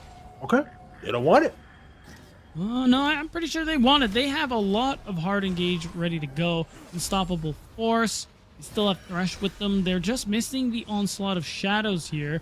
But with Heximus moving topside, I guess you're right, Ravish. They just aren't interested in fighting for that one at the moment. So now it looks like they will start it up. They're going to take that one, pick up their second dragon here. I'm surprised Heximus isn't going to run straight to that Rift Herald, try and grab it for himself. Might be planning to do so after the clears, but hopefully soon because they just kind of gave that dragon up for free when there was still kind of a good engage going for them there. So yep, it's a little unfortunate. Heximus decides actually not even to offer. Yeah, he should be opting for the refill just now. But yeah, decides to go and opt farm his own jungle a little bit. And like you mentioned, like it's just although a good play, and although he does get a pretty even trade, it could have been a lot more efficient. Like you mentioned, so he could actually try to go in. Try to go ahead from the Rift Herald and gain control of the wave topside too, and possibly even push the turret just a little bit more as well. But hey, nonetheless, so solid plays across the board here. And as the game does come to just a little bit of a slowdown here, like you mentioned, right? Consistently after these objectives, you see between both of these teams, both teams deciding they need to try to hit most of the power spikes.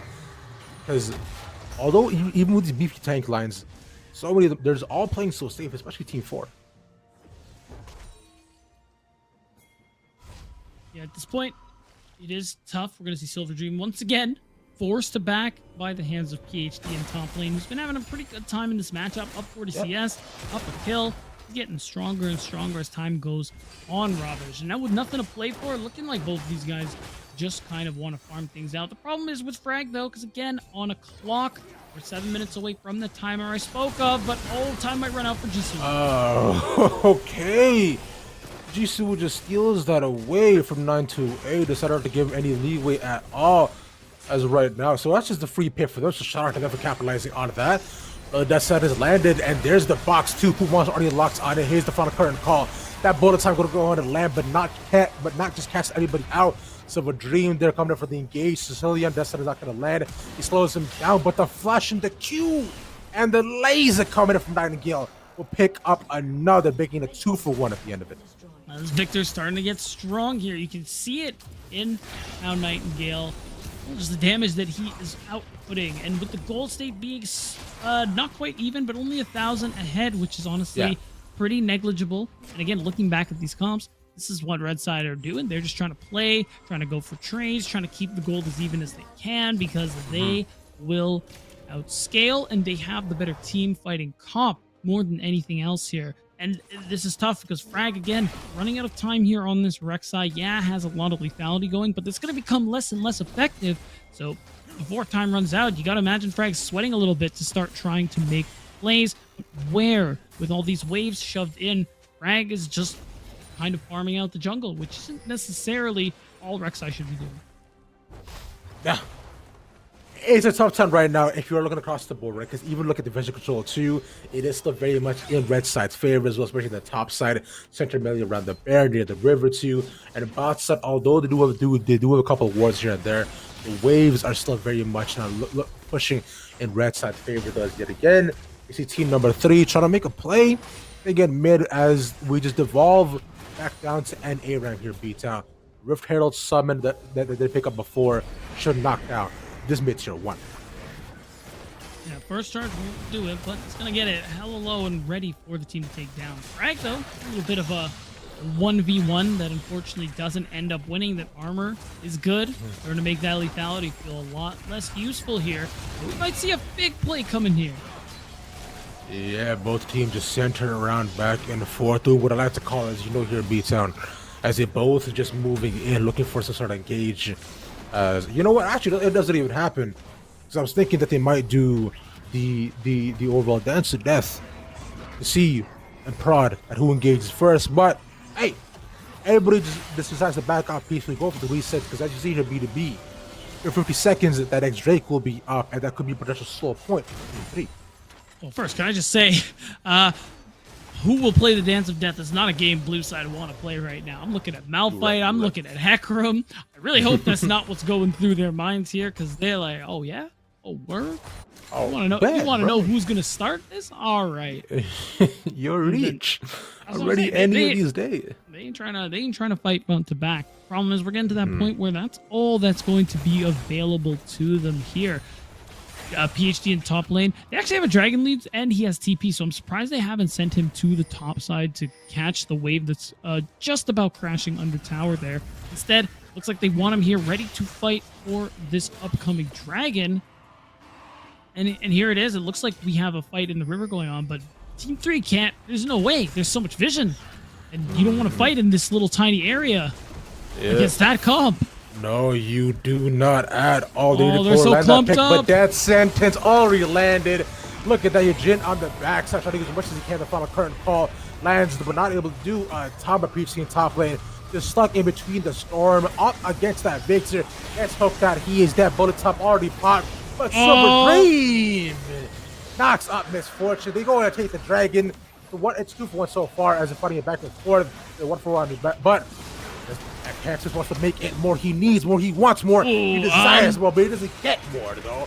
At all, but the ring gauge comes in for Frag coming in the middle of 3, but the team is not there. The shockwave is not going to matter, but the final ring gauge from Indigo with that flash a little bit more. Deadly Flush doesn't lock down anybody, making it a 2-for-2 after all that here beatdown.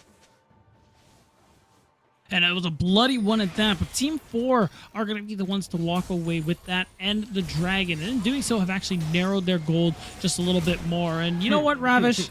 It's looking like it's actually a 3-for-2 in favor of Team 4, just because of what just took place there. Jisoo, unfortunately, being very greedy, to say the least. Walking up with a 5th of your HP. Gonna be real, that ain't it, Chief. And he gets punished for it accordingly. But now let's just like zoom out a little bit and look at the map as a whole here. Look at how many wards do you see? How many red wards do you see, Ravish? A lot.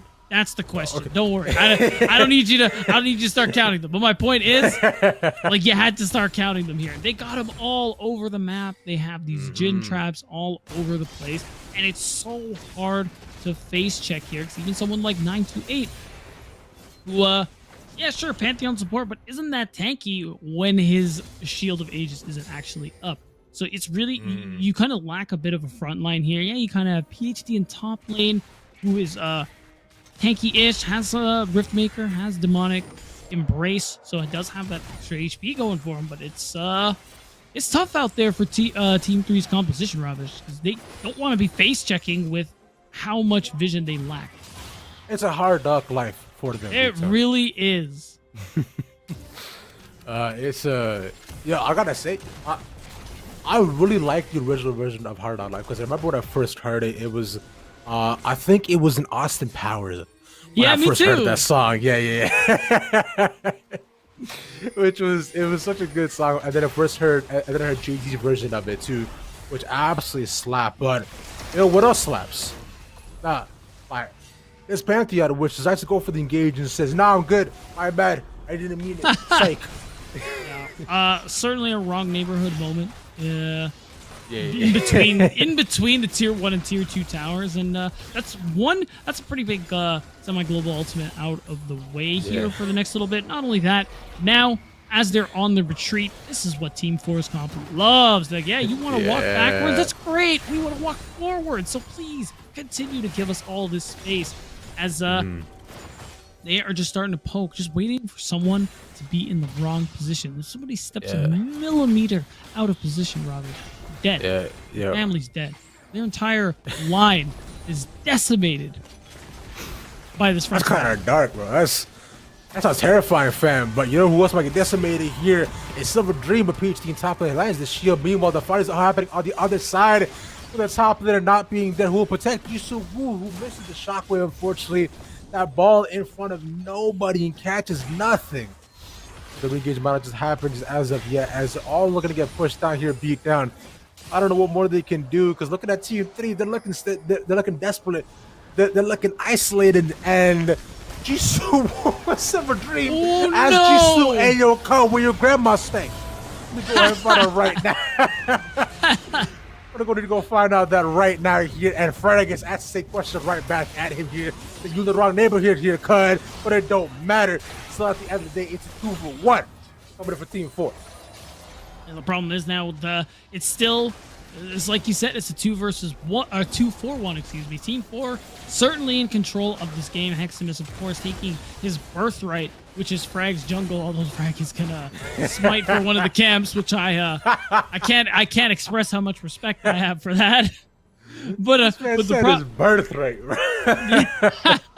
I mean, when you lose all your tier 1s and some of your tier 2s, that jungle's not Frag's anymore, bro. I'm gonna be real with you. But Hexam is graciously allowing him farm there. Says, you know what? Yeah. You farm by the grace of my whim. As he's just gonna go for the recall. Do you want to know how to say birthright in Sanskrit, Beatdown? I do. Okay, here, let me go ahead and tell you. Here. There's a little funny remember I learned, which is what my mom told me just in passing. So it's Jaram Sid Adhikar is how you say a birthright in Sanskrit. Say that back to me. Wait, say it once more. Janam Sid Adhikar. Janam Sid Adhikar. Yeah, that's it, bro. All right. That's their birthright, as so is their dragon and disengaged. He was immediately to 2 already down. Oh man, final curtain call, but Frank stops that 2, knocks him out. But it don't matter, because Nightingale gets the double here, my brother. He's going crying as they all die. And 9-6, as 9-2, 9 is gonna die as well. Make that a triple. Can he get the quadra? Give my man the quadra. You know he deserves it. There it is. Benjamin Franklin's laughing at his grave with all this lightning.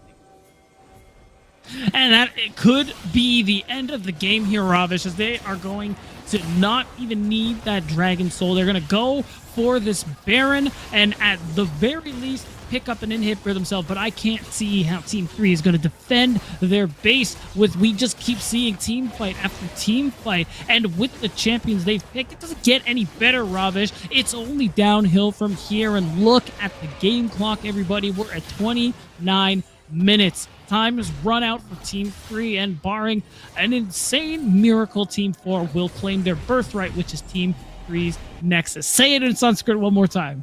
Janam Sid Adhikar. Janam Sid Adhikar. Write that down.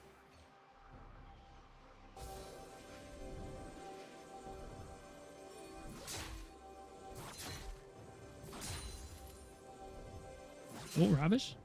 Did we lose you? Oh, I think we lost him. Maybe we lost me. I still see the game moving, so I'm going to guess it wasn't me. Yeah, so positions are still exactly the same. 5k gold lead for Team 4. Baron buff in hand. Indigo's going to get the blue buff just because.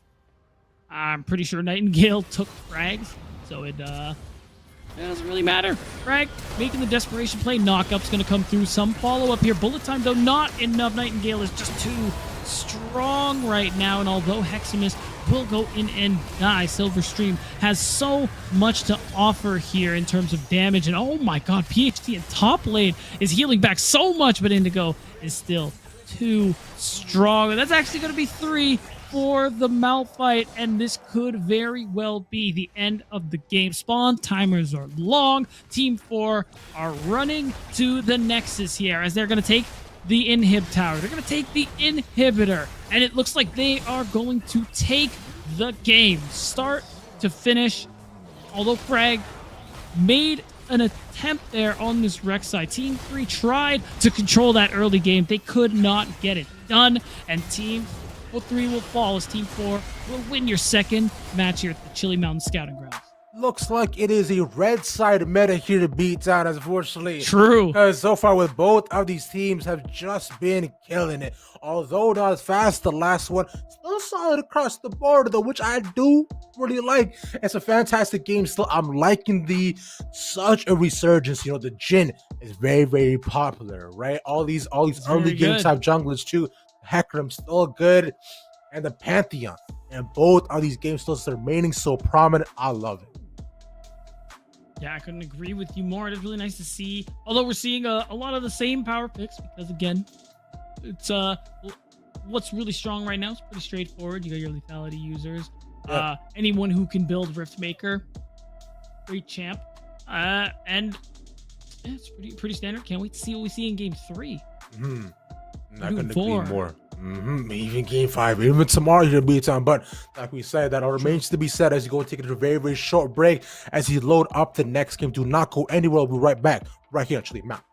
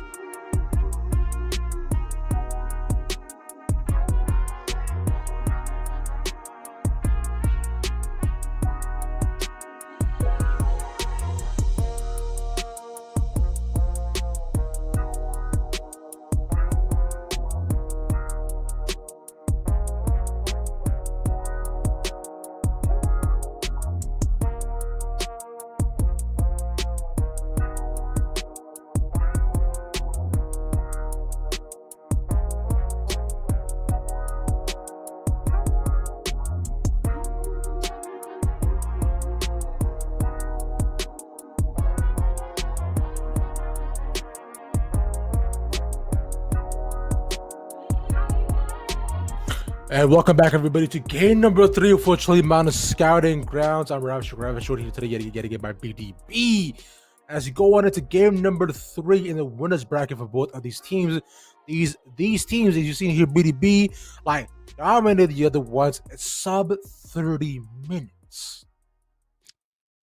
That is a good point, actually. Now that you mention it, that's right. Both games, especially the first one, ended up not really going too long. Things have gotten decided after some pretty key mistakes. So we're going to see if that's the case. Now we're going to see Team 1, who we saw earlier on, versus Team 3, who we just saw.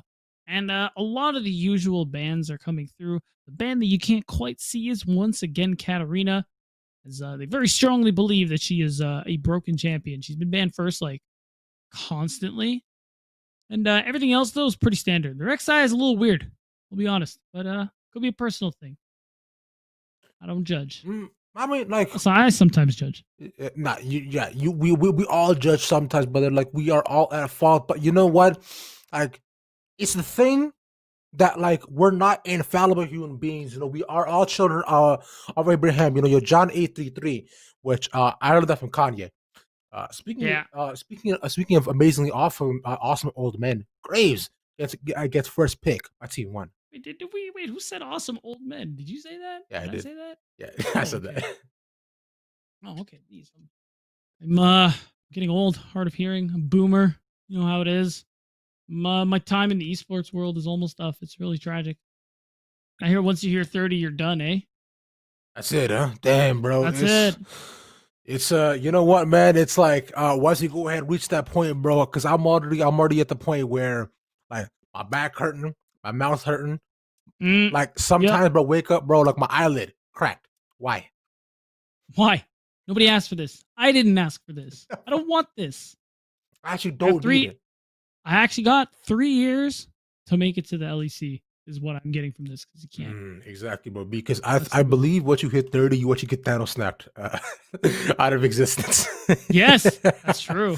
That's exactly how it goes. Speaking of which, too, so all the red squares you are seeing already is a Malphite ban as well. At the beginning, you saw already was a Katarina ban, right? So both the Malphite and the Katarina were pretty solid picks across both the boards that we both, the Katarina, although we haven't been able to see the Malphite, we did see last game, which was quite solid. Now, but the first main 3 picks we'll see at team number 1 will be the Graves, the Braum, and the Lucian. Lucian Braum, I actually really like this pick for the bot side. If it is bot side, of course, it still could be the flex, because Lucian right now we've seen it pop up a lot more resurgency, not only because he wrestled the items, but also because everybody got their rank rewards. Very true. Very true. It is quite the nice skin for everybody except people in Platinum, because I think the Platinum chroma sucks. But anyway, that is not what we're here to discuss. You're right, Lucian Braum, solid bot lane. It could be Lucian Flex, but honestly, I think it's a response to what I can only imagine is going to be a Jhin Pantheon bottom lane. Yep. So of course you want the lane with the mobile ADC, the support that can offer hell appeal as well in Braum. I think that's a really good response overall. And honestly, I think that peel is going to be even more necessary, as Team 3 have also picked themselves up that Talia. Yes, finally making it through. The bans actually does end up getting picked here. And honestly, no matter where, this Pantheon still could go other lanes. But regardless, any lane Pantheon is in will make that lane instantly gankable, because be able to land, I believe it's called the Seismic Shove there from Talia. It's really hard if they're moving. And that's not even a mad cause bad. It's just ideal that you have a stun that can kind of set it up. So then you make them go boom. Yo, bro, you know, with the Seismic Shove too, not only do you have to land it right on the exact tiny circle they are, but you have to aim it too. Not only it's 2 kinds of a skill shot. Now look, now we say mad cause bad here, Beatdown. How bad do you have to be, like, to miss 2 skill shots in a row? Just asking for a friend. Is that if the friend is not you? Pretty bad. Of course not. Pretty bad. Yeah. Okay, it's me. It's me. oh no. Oh God. Could this happen to me? I made my mistakes. I'm a The real skill Rob. This is still shot pretty bad. missed. And I have to stay right here in the lane. Oh, speaking of, well, I mean, Bart isn't going to stay in the lane, No, he's but not. that's an interesting pickup. And as long as we don't get word that that's a misclick, it is gonna be solo lane Pantheon, which gonna be real. I like that a lot more because, well, I mean, because Jin and Bard can still get a lot of perma push. Mhm. Bard is going to be able to use that priority to do what Bard does best, and that is leave his ADC alone for chimes, for mid ganks, whatever other lane he wants to be a part of. But overall, still works out well with this Jin, and it does allow for that solo lane Pantheon to come through. Whether or not it's top or mid, I'm going to guess it's no longer mid because Team 1 picked LeBlanc, and that sounds terrible. That matchup sounds terrible. I mean, I'll be honest here, man. I'm playing a couple of these mid Pantheon matchups. Once you hit level 3, you're fine. Actually, like you should be perfectly okay. Considering it's a Cho'Gath to go into Aatrox too, they went ahead and saved that pick for absolute last to try to get to at least give the top of the counter pick, which is a respectable move. I love when I actually get some sort of priority in lane, bro. Yeah. It's such a great thing to be able to you know the feeling when you walk into lane, you don't have to stay in towers. Like it's different, absolutely different. Yeah, not having to be in tower range, or sorry, not having to sit under tower as you watch CS disappear before your eyes is certainly a good feeling. Can confirm. Pretty sure anyone who's played this game certainly knows exactly what that is like. And still, so we're gonna see Team 3. Just looking back at the previous draft that they had in the game previous, it's the one that they picked Rek'Sai. They did have the Pantheon, but this time around they are going to run it in what I imagine is going to be the mid lane. So this comp I like better than they drafted previously because this one still has now has this more front to back like approach. Aatrox, once he builds that Gore Drinker, is going to fulfill that drain tank frontline presence, and he's a damage threat in and of himself. And now that this Pantheon is going to have more gold in his pocket instead of having to get what scraps you can as a support, he's definitely going to have a lot more power early to mid game as well. And even in these team fights, there's a lot of setup here for picks more than anything else. Because again, Taliyah Pantheon, that's what they do. Exactly, but then lock down, knock back, and take out. These crucial assassination attempts, which we're already seeing coming off the side of Team 3, should be exponential, experiential, and beautiful, is what I believe here, though. And along with that, if the Aatrox can also get big, too, he can be such an absolutely massive front line for Team 3, because although Team 1 do have a very high damage profile, though, if Aatrox is given even just an item and a half, the way he could go and smack down, get the lifesteal back to proc that Conqueror, and you think you got him. Suddenly, he's back up a half health again, bro. This is one of the things which I'm just absolutely vexed about. Well, I mean, you wouldn't be if you were the one playing Aatrox, Ravish. But that's a really good point here. I see a lot of. I'm no fortune teller, I ain't no soothsayer. I'm not so none of that so Raven. But Team 1, I see some Executioners and perhaps some Bramble Vests in their very near future for that exact reason, because you can't let this Aatrox just heal off you in team fights. And this is the thing, Team 1, they will fight front to back here. And although you have LeBlanc, who can get these picks from these off angles with her insane mobility, largely you have Graves, you have Lucian, Braum, and Cho'Gath. That's just perfect front to back here. A lot of setup here with knockups, with the Glacial Fissure from the Braum. And overall, the thing is, this could work for Team 3 because Aatrox is super annoying. And the thing is, they have a lot of slows. The stuns are going to need to land on this Aatrox. That's the problem. Because if he can get his damage off, he can get those combos off, he's going to be able to heal up a lot in these team fights. And another problem Team 1 might have is with their itemization. Taliyah being the only one building AP, building AP, means they're probably not going to build MR for quite a while. So this Taliyah can get strong. She's going to be a big problem here for Team 1. Easy fix. Halo Blades, AP Burst Bard. There you go. Dunzo. You mean Halo Bards? Exactly, brother. See, now you're going to go ahead and catch my drift here. Because look, The Talia isn't the AP thing that they need to build MR for here, Beatdown. It's the bird. That's the real thing, because when the chimes hit, you're going to tear it through you. It's the real problem here, but that remains to be seen here, Beatdown. Where MR are not, both T3 and T1 are about loading in, and so are we. So do not go anywhere. We'll be right back right here on Chilly Mountain.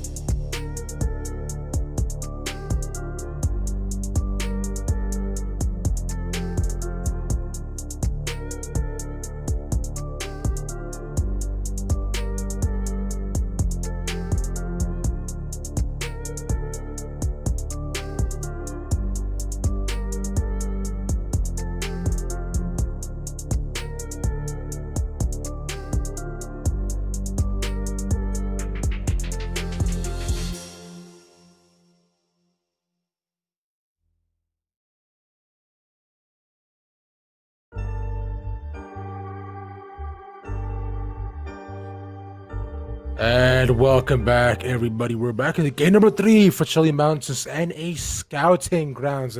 Let's see what was team 3 in the winners bracket here.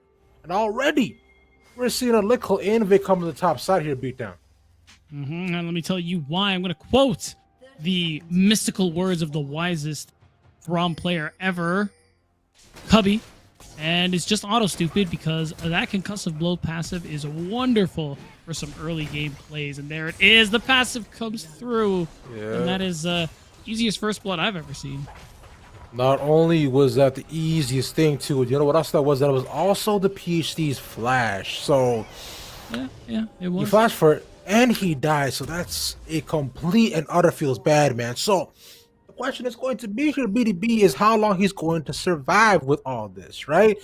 Because I would like to see the Graves come up and just bully him. Okay, this does sound a little personal, Rob. I'm not gonna lie. Bro, I mean, this is. I wanted to get the treatment which I had because, like I said here before, here, man. Look, bro, the top lane experience remains true and free to what we all see as people, you know, as Canadians, right? What we stand for, beatdown, the true North strong and free. And what's North? That top side. So when I get bullied in lane, and when I get bullied in lane, I get pushed on the tower here, my brother. For each type of lane bully, I'm talking about my Renekton's, my Darius's, my Aatrox's. Any sort of convulsions and put downs they can get, I'm all in favor of that. As a tank player, especially. I can just hear in all that you were saying. I can just hear the patriotic music playing. Like you try to win an election. Exactly. Work for Riot Games on the balance team. Trying to get the vote and just be like my fellow tank players. I made Sunfire, not for you, not for me, but for us. And these nerves will not bring us down. We will rise up once again to make sure that we can immolate our opponents. The grasp of the Undying will be our spirit. The green resolve tree is what we will have within our hearts. And the conquerors shall fall. Wait, that's actually spectacular. I don't even care about this game anymore. You just nailed it. Okay, jokes aside, wonderful speech aside. Yeah, the first blood kind of means his bottom lane's a little bit over, but actually mid lane is something to talk about here. Yeah, G's gonna go block all that damage and nice from him, but look at that. There's Frag though. Lands the skill shot into Brox, forces out the flash for always early game, but the burn go do so much. Always not out there. The backside makes it a double. Meanwhile, backside though, mid Trump taking a bunch of damage. One more auto should be able to do it. Flashes 4 and 9 to 8. There's a dash. I feel like Sandillion could have flashed to take that one easily, but overall, play still pretty good there in the bot side. I was just talking about how that first kill makes this lane really difficult for Sandillion here. Lucian came to lane with that dagger, but it looks like it's not a problem at all, Ravish, as they have already gotten themselves an early turret plate, and more importantly, Frag on this Taliyah has fragged out and gotten himself 2 kills. We just talked about how some early lead, some early dominance is crucial here for this Taliyah being the only AP to side for teams 3. So 2-0 is a great start to that, let me tell you. Look at that lost chapter first back. Ridiculous. Already, that's so good for God sick. to beat down. That's just, like you just immediately just all that burst of VP, that mana regen, his clear is gonna be that much better. He's also already level ahead, and he has Dark Harvest too. It's like that's already good. 2 stacks. That's already 2 stacks. You're right. Yeah, 1000%. Right. Now, too, with that as well, I do like you mentioned it. Last game, Frag didn't have the best game. Unfortunately, you know, with that Rek'Sai was able to pop off, but I was able to do already more. So I was talking about that Pantheon mid here, my brother, and already it is popping off. It's Plexo died before she's walking for the bush, a double kill, and PhD overcommits. He gets a bit overzealous, and he forgets that he died and doesn't have flash. That's right. At least he gets Sam Hyde's flashed out, but overall, it looks like that Conqueror was defeated. I know that's got to warm your tank playing heart, Ravish. But overall, this is a fantastic early game from Team 3, already 5-2. There's already a 2,000 gold lead. Like, that doesn't happen, and oh, the play. Zillion actually goes from one enemy into another, uses the portal, and gets out alive. Okay. 928 making the plays, but look at this here. I said it before. Actually, here, I don't believe I actually got the point across here, B2B. Jisoo, or Pantheon mid in general, is so good right now. Within you did say level 3. All of it. All the control mage matchups just slaps. I'm gonna be real with you. I'm gonna start playing Pantheon mid after what I've seen because tired of the block. I'm just tired of it. I can't do it anymore, Ravish. Yeah, it's not worth it. You go ahead and you make sure that you show Sandspacks Hyde what it takes to be a real mid laner beatdown. You know what? That's exactly what I'll do on another night. But overall, again, complete dominance. God. That's actually brutal. The game's over for Plexo. There's just no coming back from that one. PhD is just flexing his knowledge in the top lane and what that doctorate degree does for you there. And yeah, good play from the bot lane into Sendillion. But overall, Team 1 are playing from behind, and in no way can that be understated at the moment here. Wow. Yeah. Beta, would you see that Calexo's lane is Dunzo? Or I'll do you one more. I think it's over. Dunzel Washington. It's yes. United States Monument back down in Washington State here, my brother. But up top side, some more capital things are happening already because you see Frag comes up and supports his fellow man, and he says stand together, stand tall, and stand proud. And that is brutal. The insane gap hold from Frag comes in so very clutch here. Oh, they're committing. Yeah, and Scholar yet again do exactly what Coach Cubby taught us here, just auto-sleep it. And it's working out beautifully, I gotta say. But Bard being able to use his riffs at the final closest call, he's coming up so clutch though, which, by the way, side note, I remember I saw a meme that says, you know, at the face of the Bard who really took the rift is waiting to cue you back into the wall, bro. It's just they're just grinning from ear to ear, just like PhD. Oh man, nobody's smiling more than that man right now. Did have a little rough start, but has now gotten himself 2 kills. Frag, so much money. I really hope our producer can get a moment to just press X and show us the gold on that Talia, because lordy lord, it is probably a stilly amount. Look at that. Already 1,100 gold ahead. Jisoo is also smashing his lane matchup. At this point, they don't even care about that first dragon, but this bot lane should back up. As Bard doesn't actually land the rift, gets out, and so does his laner, but here comes the return to final curtain call already here. Wait. But the show will likely go on as Scholar taking quiet 289 uses all those trees, and Santa Claus is getting out of town. Maybe. Yeah, he is. Santa Claus is fine, bro. The power of Christmas beatdown. The power of Christmas. I'll tell you what, that's the power of overconfidence, because someone tell Jisoo Pantheon can't block turret shots anymore. And wait until the wave is pushed in, and then you can do that. I don't know. That is just, that's how you throw away a lead. Luckily, they're gonna have to be doing a lot more throwing on the side of Team 3 if they're actually gonna lose this one out. Because Ravish, I don't know if you noticed, but the gold lead has ballooned to 4,000. It is 9 minutes in the game. How's this happening? I mean, okay, it's happening because Frag's fragging out. And I know why it's happening, but like, you also can't let that happen. Graves is no slouch in the early game here, so I just, it's just unfortunate. Like, Frag has just been all over the map. He has the ult up. I already know he's looking to make a play on this top side. Just taking a double tap, oh my god, he's dead. If I up against Talia, but he cannot take these fights right now, man. He's gonna play for pre-point with his flash. Oh, Sam Hyde gets the ultimate and the stack, but he's not a 2v1. Gets locked down. PhD gets a knockback to the, but should be able to walk under tower. They cannot fire the complete follow on Jisoo Woo. Not there in time. Well, they are going to wait for the recall, and it's looking like this Cho'Gath is probably done, though. Temper Fate is out too, but wait, what's going on? He's just not interested? Okay. All right. He said, I don't know what y'all are doing, but this wave is hella fast. That's what I'm focusing on right now. I don't know about y'all, bro, but I'm trying to farm right quick. It's just like I don't know about this killing business. I'm good. I'm shit. I'm good right here. He's already blessed still. Exactly, but you know he's not good right here, bro. Condition. One more Pac was to go ahead and lock him down, but frag in the middle of two of the people.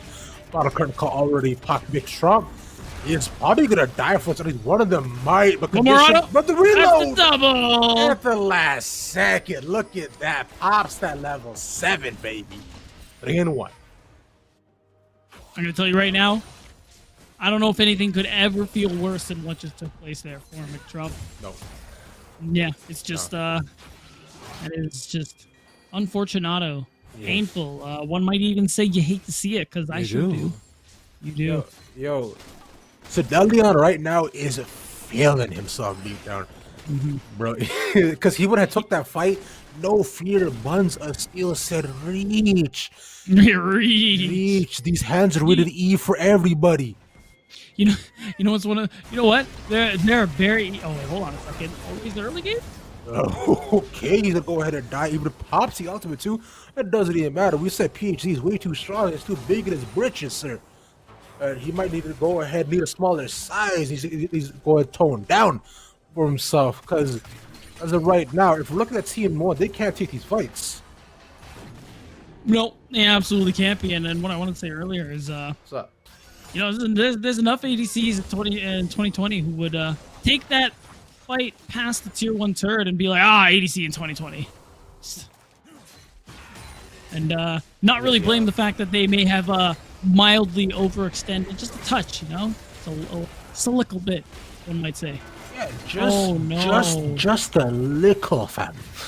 But Scholar also just gonna go ahead and get touched up just a little bit under his own tower, as that bot tier 1 was also fall. So first break already going over team number 3, as PhD mid lane just bullying down Sam Hyde, man. He just wants to get in our tower, brother. Flashes him up, doesn't land the knockup back over for Sam Hyde. Silences him too, to make sure he cannot follow up on him anymore. Look how far he has to back. And he's living so much far, bro. This tragic. It is, and it's looking like he actually might hang back. He's going to use the Corrupting Pot to heal as much as he can, because his jungler is nearby, trying to see if he can bait him into that tower dive. PhD in top lane, though, he's got a doctorate, brother. He's too smart for these tricks. He's just going to back right off. Yo, honestly, if I'm looking at it, once PhD actually gets his world ender back up, he could easily pretty easily take a 1v2. But 1v1 though, bottom side, Mick Trump just nails down that Jin as a little bit of revenge too. Yeah, definitely feels good. Lucian now has Kraken Slayer, so he's definitely no slouch. He definitely gotta respect that damage just a little bit more. Sandilion unfortunately did no such thing. Still, Team 3 picked up their first dragon. They're still doing just fine. And can we talk about always early game? That is a crazy invade if I've ever seen one of the map. Wait, they don't even know. Yo, they have absolutely zero idea they transition that over the Rift Herald as well, but she'll come face to face with that Aatrox. Fighting immediately. He's gonna get locked down. That Immortal Shield will keeping him alive for a couple more seconds. But I mean, he paid for the invade with his life. Certainly did. One might say buff transfer complete. Oh no, really? Yeah, lane transfer complete too. Unfortunately, because that Lucian, Mick Trump is cheese, bro. This guy is bad that he lost that trade. Even with the exhaust here, he wants 928 so bad. One more auto finally gets a power shot slowed up, and does die for it though. But it doesn't matter because it only goes over to the bar. Yeah, problem is Frank gonna pick up yet another kill, putting himself at 4-2-6, having an absolute monster of a game. And now is having Team 1 wondering whether or not they really can afford to itemize MR later on. So strong right now is this Talia, and is going to become such a problem later on. And BHE is also going to be a side lane problem as well. Colexo trying to see if he can match. And, we're gonna have to see. That's a lot of damage, so maybe he can. Yeah, I mean, he should be able to go ahead and walk away. He does have double buffs and the ultimate as well, if need be, because he could actually easily take this trade. But look at that, already pops it. And Frank coming in for the support. He's slowing it down. He's so much healing, bro. It's so good. And immediately that final current call to gonna pop back off Colexo. And y'all, that snow. Yo, where did your health go? Oh my god. Almost early game too, trying to wait for late game, but it can't even. I don't even think they can make it here. They very well might not even need to, as we've been seeing McTrump get bullied in that bot lane as well. He's going to be able to get out with that culling, but overall, you forced a LeBlanc to flash. Think about that one for a second, brother, and it didn't even matter. She could not escape, and that is rubbish. What? We're 16 minutes in the game. Top tier 2 tower is going down.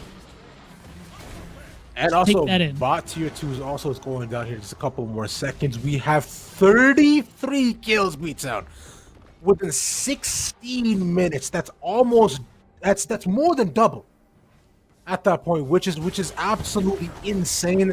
Along with Rift pickup to cover for Team 3, they can each just put this at the base to get a free inhibitor. How much priority they have, but Jisoo Woo, yo, don't hurt by Shorty. Jisoo, man, hasn't she made beautiful Blackpink songs for you here? As he become maybe a little bit too late. We've seen top lane. Gotta try to help his fellow man, but he is in a 4v2 at this point. Gonna pop the world and you're gonna get locked up. Matcha can only do so much. He knows he has to get out. Jisoo Woo is dead. You might be dead. Oh my god! Oh my god! That healing. Wait, oh my god. Oh, it's done. But always early game, gonna get a shut down, a little bit more gold in his pocket. Just auto stupid. Guts of blows coming in super clutch, because pretty sure that almost became a quadra kill, which is super dangerous here. So also might be done. Oh my goodness. Bye. He literally. My man, Gale Force for the damage. You know what, bro? I respect it. As Sam Hyde. Goodbye, Sam Hyde. Goodbye. It's it's that scene in the Sound of Music. You know when they empty the plate so they go to run off so they hold it or something. Remember when they're trying to escape, and then it's just. Have you seen the Sound of Music beat though?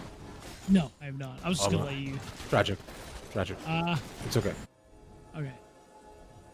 It's actually what happens right at the end, right? They're all waving like goodbye to everybody there, and then and they run off to a different country because the war was coming to them.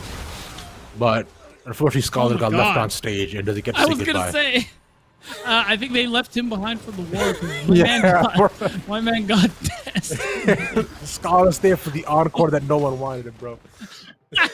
Yeah, they made that very clear. And, oh no, and it looks like no one wants Sam Hyde around either. They're gonna hard commit to get this man, and I'm pretty sure they got him. They're just booing him off stage. Oh, so much so they throw a Molotov at him and they burn him down to make sure he can't go. Oh my god! And yeah, that's the Ignite taking it down, bro. But look at Rift Herald as well. Full health, we're able to get another fantastic charge in. Yeah. And right now here, Team 1, they cannot take this fight as they crack open the base. The full commit comes in. Attack comes down, and all of the guard, that face call is a seal the fate lucky for Team 1 as they get chunked down to their own base. Inhibitor falls here as the turtle is still alive, but Team 1 is not. 2 of them already dead. Make a 3 here beat down. We're gonna go count to 4, and we count up to 5. According to my N8 education, seems like we can. That's the ace, and that should be the game. And at a whopping 20 minutes, Ravish. Team 3 will obliterate. They will decimate. They will something else that rhymes with 8. Dominate. Team 1, dominate. Thank you. As they break the Nexus at 2022. Oh, that was almost 21, man. That would have been baller. That would have been actually really cool. And you know what? Topical, on point. It's, you could even say, relevant at that point. It's what I like it, man. Like you mentioned, domination from start to beginning. That's what so many of these games has been. And can we just point out the fact yet again, it is actually a red side buff. Red side has won every single game we've seen so far, beat now. That is a really good point, Ravish. Could be something with counter picks. It could be with team positioning. It could just work out that way. Because I mean, look, red side is nice currently. That having that counter pick, especially, is super impactful in a lot of games. But it's not win at 20 minutes impactful. And if you are somehow just joining us, I don't mean like 23 minutes, 22 minutes. I'm talking about 20 minutes and 20 seconds. 20 minutes, 25 seconds, bro. The team 3 just got choked out here, brother. It is speed running. There actually are. You know what? That's what I do with also all my ranked games here. But you know what? Shout out to them for actually doing that and winning, which is the absolute best part. They sure did. Leah Jungle 2 came in massive, stupid amounts of damage. Honestly, to beat them. Yeah, that's right. I don't quite even remember what the record ended up being. I think it was something like 7 kills. Unbelievable. Forget getting to late game. Forget trying to itemize for MR. No one got to do that. They didn't get the chance. I don't even think anybody built the second item yet. You don't need to. They just win like that here, brother. But that all being said, we are about almost ready to get into our final game of the night here, guys. So stick around, wait around, find out if red side truly stays dominant. Don't go anywhere. We'll be right back.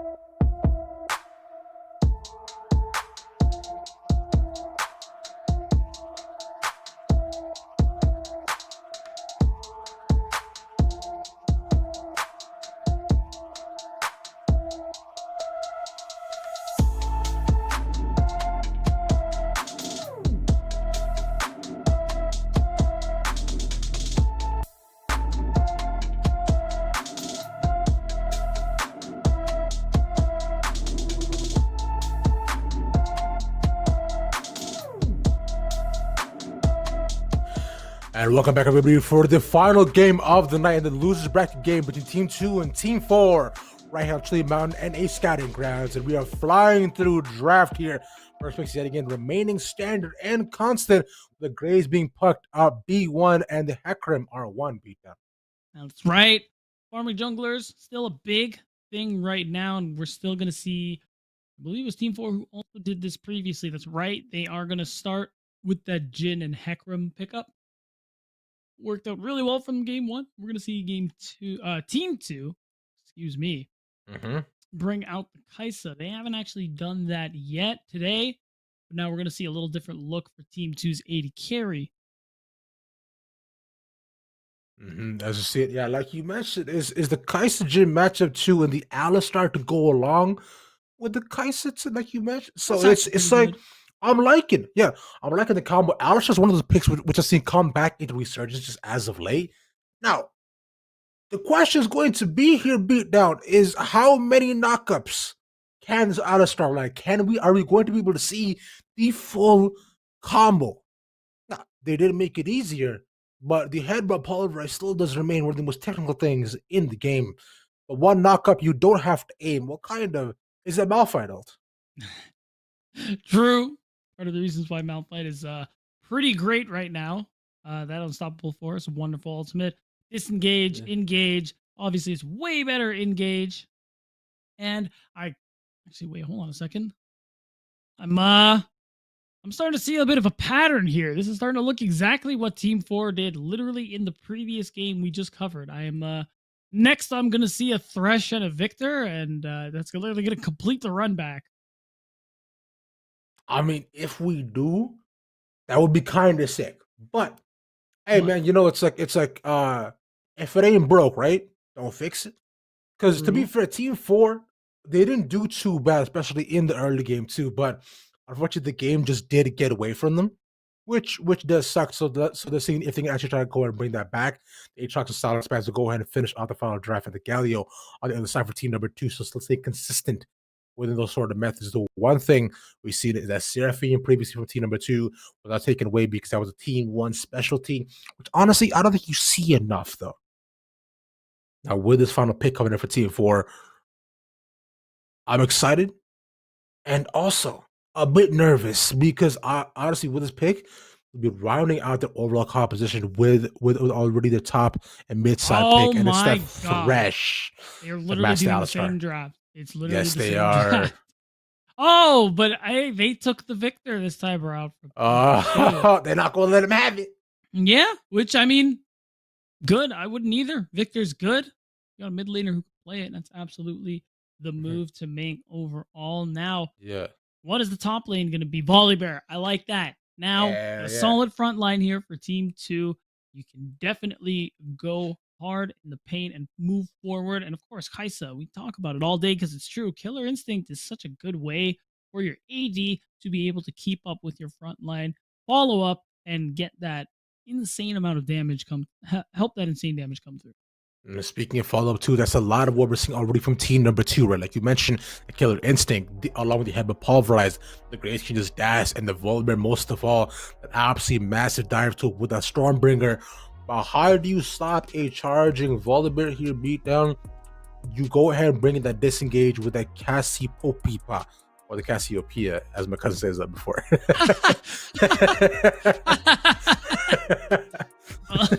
I could clearly tell you don't like your cousin because you're introducing him to League of Legends at such a young age. I mean, man, look. He's a good dude, and I decided, you know what? Yeah, and League will twist and warp that good dude. Ravish, you gotta save him while you still can. Don't let him play. Nah, bro, he's already way too deep. I saw him online the other day playing games by himself, man. Oh, so I knew. No, I he's like, down. He's down bad already, bro. Bro, he's down horrendous right now. Bro, oh, he's down Lord. tragic, brother. Oh no. You know who's not down horrendous or tragic? Team 4. Nah. I like their comp. I like it a lot. Yeah. I think this is definitely the late game team comp if I ever seen one. Cassiopeia just does disgusting amounts of damage later on. So as long as you play for your Cassiopeia in the mid lane a little bit, help her get a little kills, at least allow her to farm. All she really needs. The kills don't even matter. The kills will come. They are inevitable. But allow her to farm so that we can get there is kind of what Team 4 wants to do. And I'm really interested because both of these teams, they want to move forward. So this is kind of, unstoppable force versus immovable object kind of feels, no pun intended. This is also the first game beatdown where we have the Pantheon. So let us go ahead and sync that. Wait, yeah, that's true. This feels like 2019 Worlds, just Pantheon everywhere. Which honestly, it makes sense why he was good then and he's good now. I've been saying it and preaching his praises across the board because look at him, bro. This man slaps. And with the Eclipse, the movement speed, and all of that CC. That CC standing for connect. I can't find a second thing. Help me out here. Kills. There we go.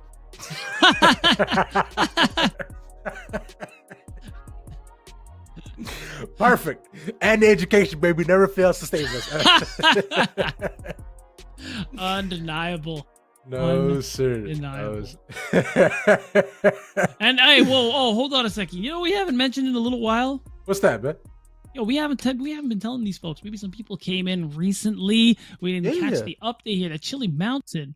It's, their scouting grounds. They are starting League of Legends team. They are looking for recruits, and that's what we're doing here on the day. A lot of people signed up, got put into teams, and now we're seeing them duke it out for their chance to make it to the team. We've definitely seen some impressive players all across the board today, and in just a few days, we're going to find out who actually makes it to the final roster. I'm sure they said Monday or Tuesday, so go ahead and follow Chilly Mountain on Twitter. Yeah. And also stick around for after the stream for tomorrow as well, same time, 7 EST, to see the final cultivation of all of these matches. Ooh. Like you mentioned, right? The final best of threes are those will be cast by Finnick and Lennon Mazal White. A good, solid buddies across the board. Exactly, Sir Lennon. Y'all can't miss that. Monsieur Lennon, just a très magnifique, you know? Yeah, like you remembered. Yes, sir. He's a sicker man. As we say here. As we say here in Toronto. Yeah. And I'm sure you all as well. So appreciate you all sticking around, sticking with us for all these matches. So with that all being said, do not go anywhere. We'll be right back right here on Chilly Mountain.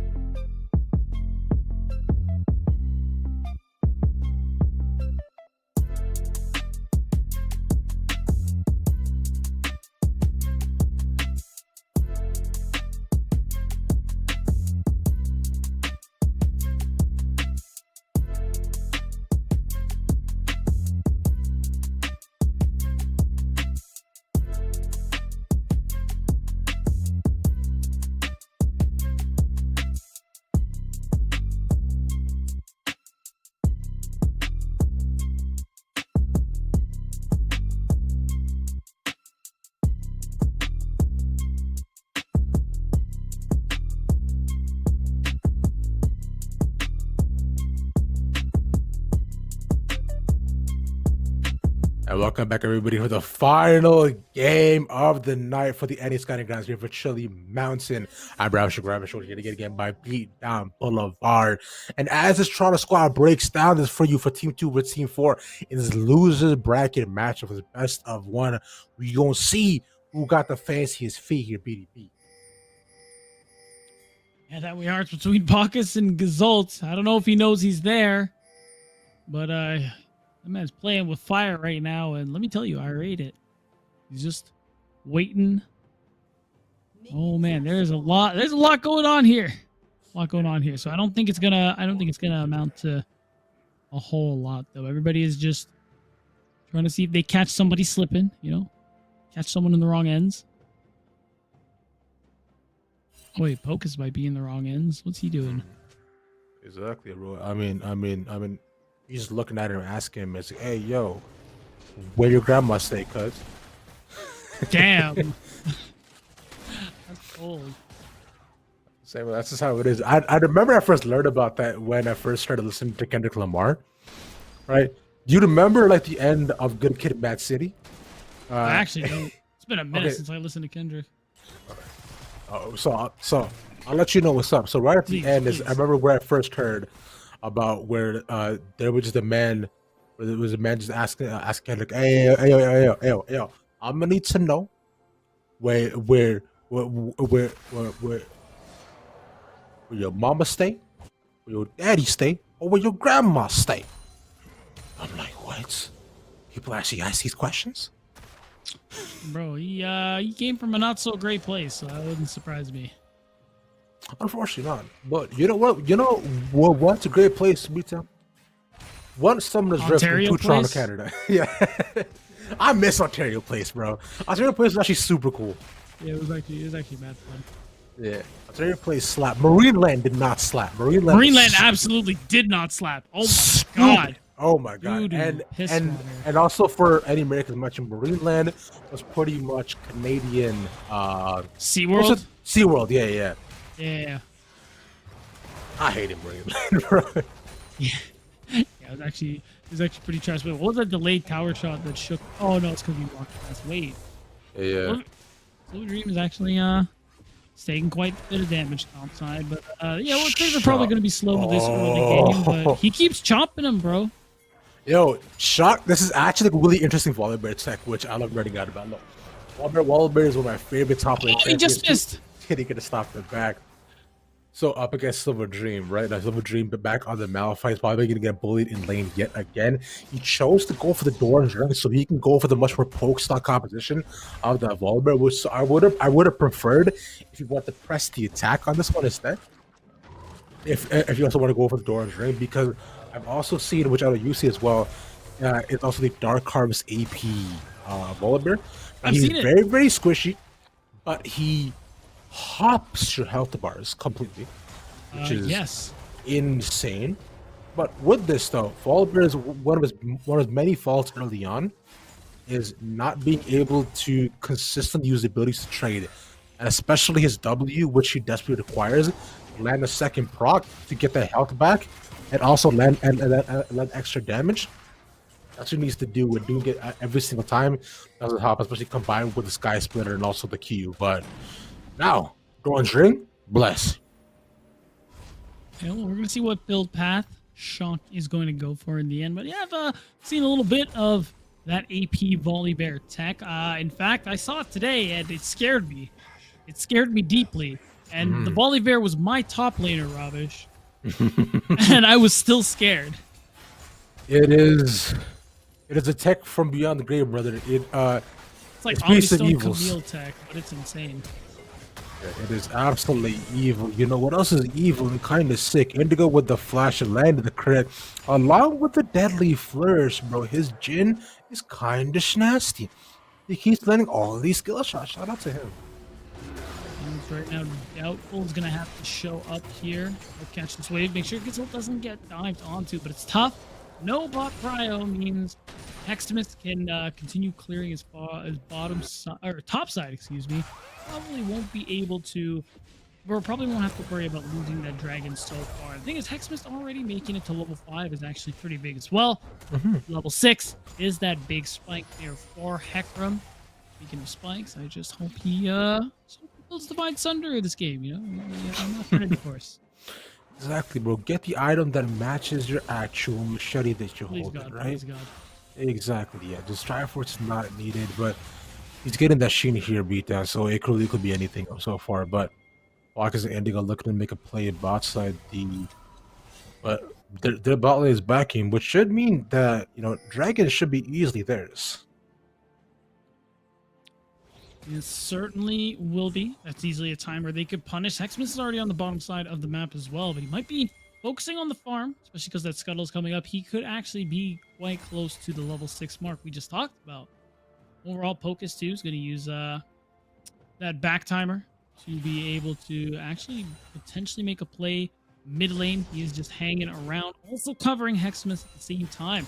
So taking advantage of the tempo they've gotten for themselves. You can see Gazolt is a little late to the party here.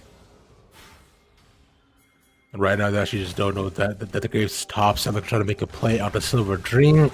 This Malphite, man, is Silver Dream. Both of these games, unfortunately, has been camped down, knocked up, and taken out so many times. Volibear going to use that ultimate and chomp him. Right there, no bears and rocks. Yeah, I think this time Shock will make an exception just to win that top lane matchup, as he's doing a pretty good job of doing so far. And there it is. It's like you said, Team 4 are going to pick up that first dragon pretty easily. They could use this to actually transition mid lane as well, as Focus is already nearby. I think he's just outside Fat and Sweaty's line of vision as well. One good petrifying gaze would easily mean Fat and Sweaty's end. Exactly, because instead of Fat and Sweaty, he would be cold and frozen beatdown. Would indeed. He would. Because he would be dead. Yeah, and not only that, but he'll be petrified and then dead, which is what Pockets is about to be, unfortunately. And look at that Iceland character, some support on support violence, but Indigo will at least get out, which is what matters here. Supportal combat, as some would call it. There, Gazolt getting the finishing blow onto Pockets via the Ignite. That's right. One might say it was a fatality of sorts, and someone could say the same about Doubtful. Yeah, he's dead. Yeah, Doubtful unfortunately just got cleaved through, got cleaved through the midsection. As a Mortal Kombat, you would see a lot more things happening, but because we can skip PG, Doubtful just disappears off your screen, and then his body just chills there by Rift Herald, which he should have taken much earlier, considering how long he was topside. Yeah. Wanted to bait, try and punish the Dragon Take by taking the Krugs, which, I mean, he got, but also gave away his position because Silver Dream saw him, and that was what led to this event we just witnessed here. And I like Pocus. He actually has spent too much time out of lane and is down 2 levels as Gazolt is ahead of Protoss because of some of that solo XP. So interesting XP gains. Oh my god, Indigo is also... Wait, we got levels 4, 5, 6, and 7. I just took that in. Yeah, immediately. So TB also coming in there from the back side to go lock him down. Indigo just stuck in between the two. He has no support. He has to get out. He's all trying to run away. He can't do anything. It's a complete split of fight for team number 4. The Pocket's running away. That's Mr. There, but what more can he do? He might stand the blue buff. Get a little bit of health back to possibly reveal the position. As it land the hook too, but it doesn't matter as they all run away, 1 for nothing. And because Silver Dream didn't have teleport, he's not able to match, and oh my god, Doubtful ends up picking up that kill on Pocket as well, so it's going to be a free invade. I don't think Maximus can really do anything about it, but I feel like he also wants to stay. There's nothing really to play for. He's going to take that risk and go for his Gromp instead of just resetting there. Wants to set himself up as best he can with that dragon coming up in a couple of minutes there. He needs as much farm as he can get. Honestly, bro, I think farm is overrated. Just chill and get kills. Yeah, that's crazy. One might even say that's brazy, bro. Oh, yo, you might say that. I might say that, you know? Yo, that's pretty brazy. That's pretty brazy, brother. It's almost like I say that all the time. That's no way. Okay, now I know you're capping. Exactly, yeah. Everything I say is capped. I'm actually wearing a permanent hat. You're actually a serial capper. I work at Lids. My man is. My man works at Lids, capping to the supreme. Exactly, bro. I'm the CEO of Lids, bro. That's how you know, my man's pleading the fifth cap. I'm Marshawn Lynch, bro. I'm only here so I don't get fired. True. Exactly, brother. That's the only reason why I'm out here, man. Exactly, but the only reason Silver Dream is out there at the top side is go ahead and die. And use the ultimate to delay it a little bit so Hexman's got to come back in. And he gets the gates by down for to get one back. So far, a 1-for-1. As Hexman goes through his tower, might be able to do the wrong side. But now, shock, unfortunately, sir. The position police has been called upon him. Let's go ahead and roam up, and nothing much able to happen as of yet. They're fighting as of right now, unfortunately, but direct the cameras decided that the boss is more interesting. Oh my god, we have the TP coming through as well. Petrifying Gaze doesn't land. I think this is going to dissuade any more plays from coming through. Everybody's chill. We're cool. We're slowing it back down once again. And Heximus built Trinity Force. We've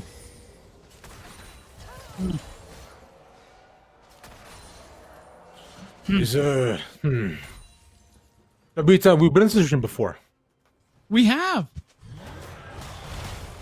So was he, believe it or not. It's Silver Jeep is getting walked down. It's, you know what, man? Like, I'll decide to let it go. Look, like, he doesn't. He doesn't know. You know, like he doesn't know. It's that meme of the dude in the corner. It's like they don't know that I built Triforce on Hecker.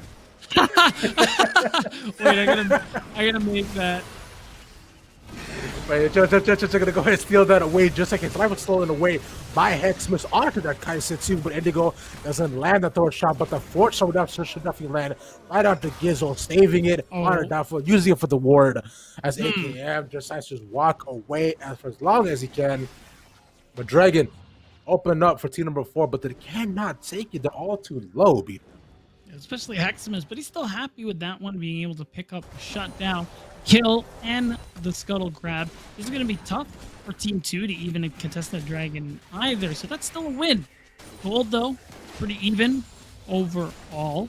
But, I mean, at the end of the day, I think that benefits Team 4 a little bit better just because of how hard they're going to scale later into the game, especially that Cassiopeia, especially this Hecarim, who is going to be a big problem here for Team 2 to deal with. And there you have it. The Team 2 actually managed to sneak that Dragon. Graves can just dash over the wall so they don't actually see him. They don't see him do it. Turret plating will soon fall. Sometimes it's that easy. Exactly. He goes in and out like a siren in the night beatdown. Unseen, unheard, unfounded, but still alive, which is what Nightingale is not about to be. No, he's not. No, he's not. You're right. He's going to have to hug that one. You know, beatdown, what is the opposite of life? Yeah. Yes, it is. Oh. Which is also what Victor is about to be as well. Oh my god.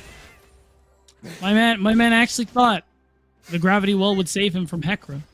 You forget that Hecarim runs and gravity well is for stationary objects, which they were to stay in there as well, which does not happen.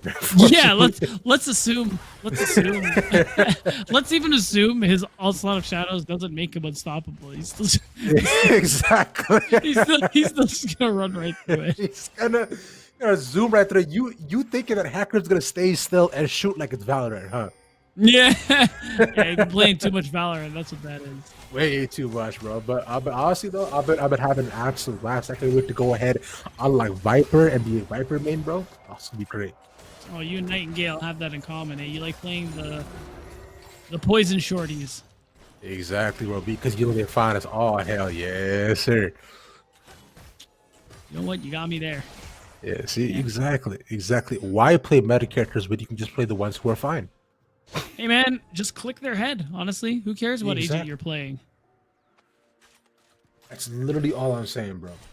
Is because like at the end of the day, Valorant is only all us. It's not even about the abilities. You know what, man? I wouldn't even say it's about the guns. It's about the friends we made along the way. Wow, you're right.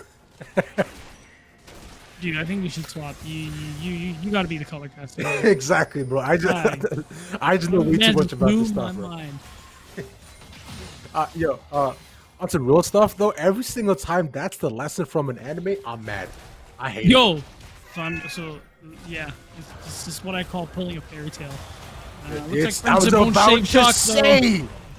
But you know what? Shock gonna go ahead and get big. Not going to Dragon Ball, but he will live this time, unlike Fairy Tail's fandom, unfortunately, which all died with that ending. But Ginzo might not be so lucky to try to look for the steal or at least for a re-engage. Not more of that will happen. Or immediately to get locked down and just discombobulate from under all that poise. The Rift Herald will go into Expo spot. Yeah, Shock.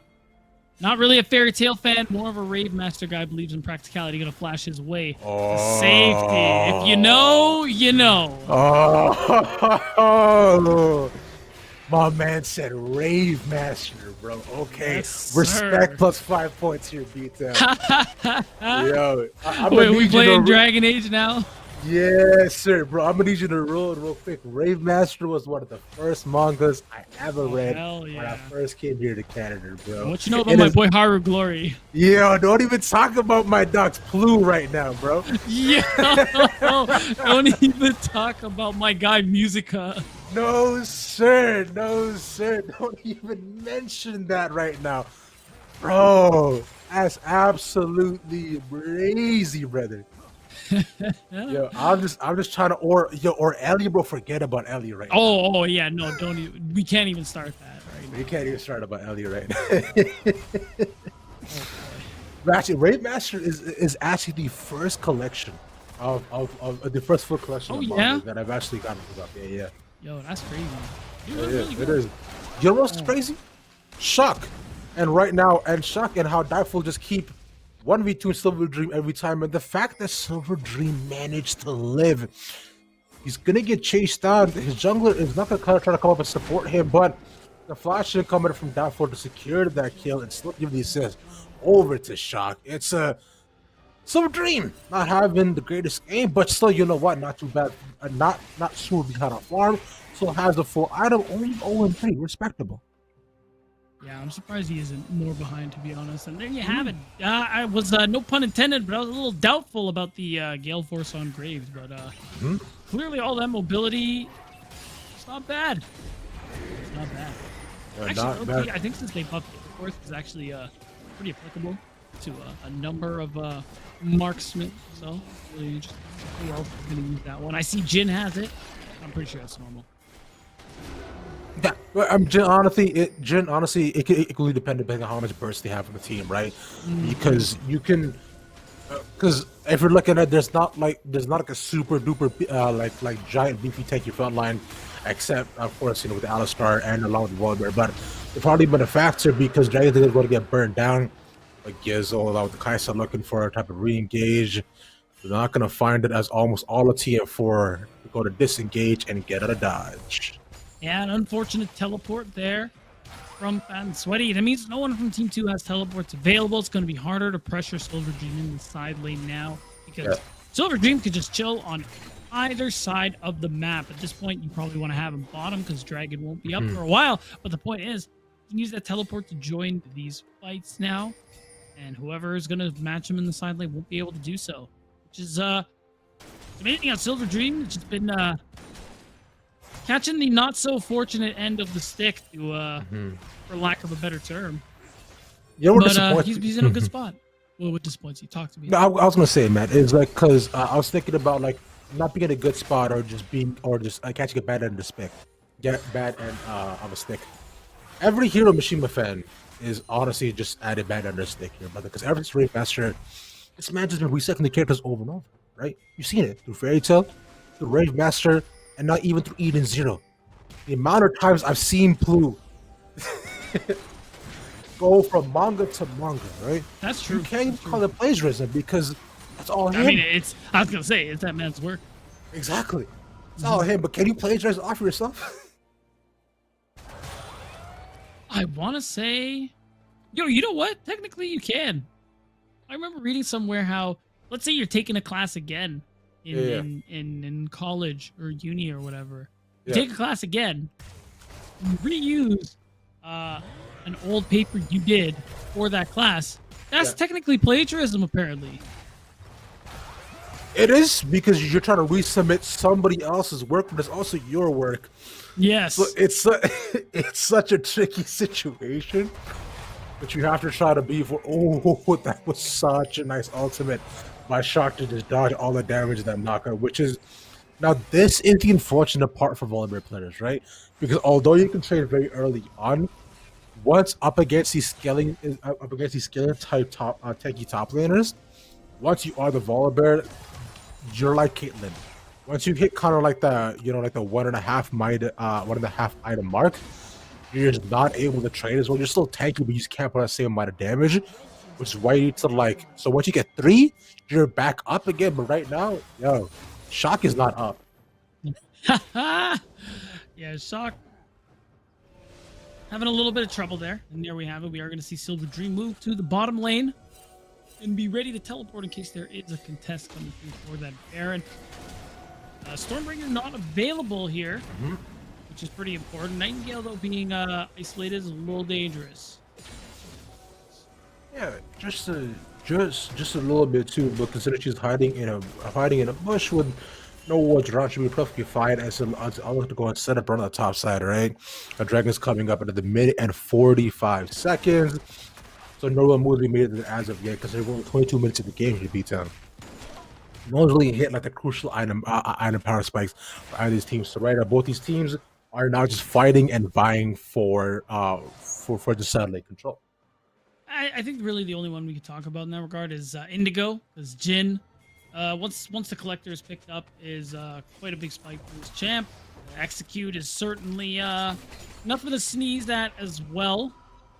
It's pretty common for if you build lethality, you build collector. That's just kind of the way she goes. Yeah, and besides that, I think we're waiting for Nightingale to hit that 3-item mark as well, because Cassiopeia, although while Nightingale does some pretty good damage now, it's that sustained DPS she puts out just a little bit later.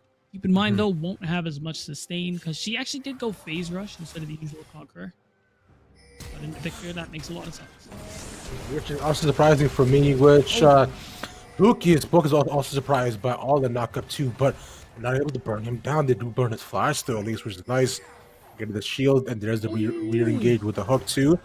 As also trying to hear back and forth, Shock looking for the engage. Goes on to 3, doesn't get the ult off it, immediately backs up to Nightingale, taking him out of the entire team. It's split up, man.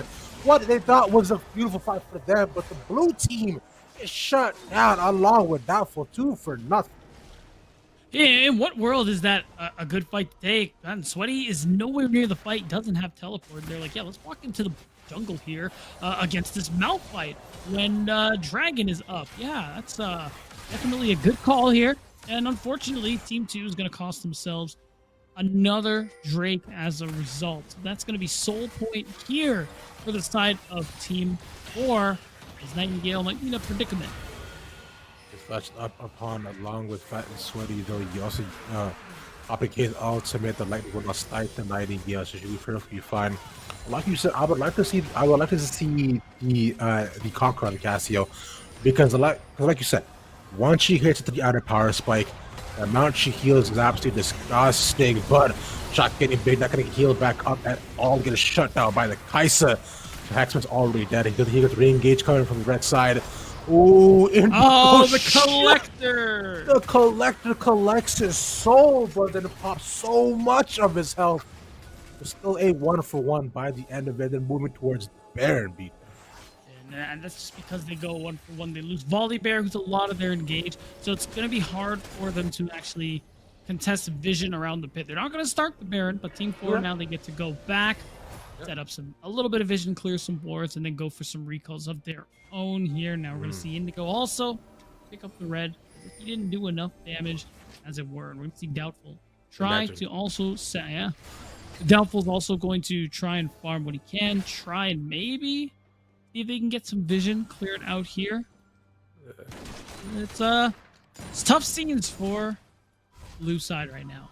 Alright, so now I'm curious your details, because considering you already mentioned Brave Mastery, my brother. I did. So, I'm curious to know what other like classic like mangas you read as a child because I don't know about you, I'm a manga fiend. I read more manga than I watch real more anime. Yeah, yeah. I've probably read 1,000 manga up to this point. Jesus, I don't know Yeah, about yeah, all that. it's all I do. So and I personally enjoy it very, very much. So not curious to see. Okay, so Hikaru no Go. You read that. No. It's okay. Read it. So I'm gonna go ahead and take it way, way back to the first manga I ever read. Beat the Vandal Buster. Does that ring a No. bell? Dang. I think we're getting a little too obscure for me, unfortunately. That's okay. That's okay. I mean, it was a shot in the dark, but you know what? I still respect the old Ray Master call out. Either way, though, we'll go ahead and continue with this game forward as our team too, because they find an opportunity. Mid second completely open. They see how people are in the side lanes, and they get their third break of the game. Although Team 4, they've been able to set the overall tempo kind of pace so far with these fights. Even though the goal is even, they have the dragons in their favor, along with the overall vision. It just takes one team fight to kill EDP, and this might be that fight. Pocket gets caught on the backside. Already re-engages the pawn. Heckman going back and forth. While they really Maximus take is so the counter. big! Oh my god, Doubtful is so low, but they're not able to reach him in time. The ADC was not there. Indigo was not ready for that engage. Nightingale got zoned off. Unfortunately, that becomes a 2-for-1. Team 4. It's not something they're confident in fighting out, trying to take the Baron forward as a result. They get some vision up for sure, but we're going to see the recalls coming through, perhaps some purchases about to come out. But that's unfortunate. You know, Hexsmith, the jungler, goes down. You got to imagine that that's a free Baron, but without Protoss, they're a little unsure that they have the DPS to avoid a skirmish and just quickly burst out that Baron. That works out really well for Team 4. Finally, though, we have our first lead in the game. As things have been very even so far. Team 2 now, though, after a fight like that, are up about 1,000 gold. It still isn't a whole lot for them to work with, and I still think front to back Team 4 really have an advantage here with all that backline DPS that they offer. They just need that kind of fight, and Silver Dream soon we'll have teleport up, so we'll be able to participate more while farming out these side lanes, which is a really key element because he wasn't able to teleport into that last fight. Now, the only thing to really play for is this dragon in a minute. But Ravish, I don't know if you heard, but that's Team 4's soul point. Or their soul dragon, excuse me. Exactly, and it's Ocean Soul nonetheless, too. Yeah. So getting Ocean Soul could be absolutely massive for them here, beatdown. As you're crisscrossing across the rift, trying to make a pick on Silver Dream potentially. But he is going to be perfectly fine, considering he's got himself a Bramble as well, along with that vest. So he has some health in his pocket. But honestly, all he really needs is that ult. He's able to land that on a fair amount of people. He's perfectly fine. His vision be cleared out on the bot side. That Sway just waiting and chilling in the bush as Team 4 look to make a push. 10 seconds until Dragon beatdown.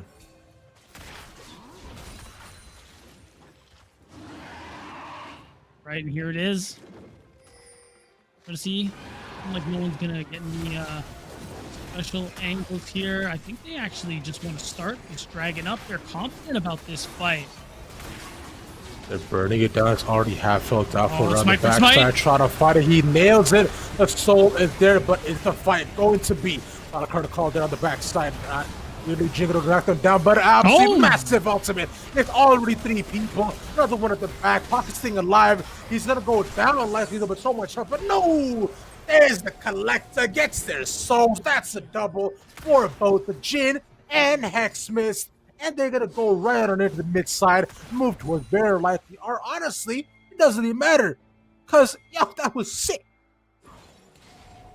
And Ocean Soul, we're already seeing the effects as Pockets is healing up his HP very quickly here. And this is the big turning point here for Team 4. This could be how they turn this into a game win. You see Hexamus is so tanky now.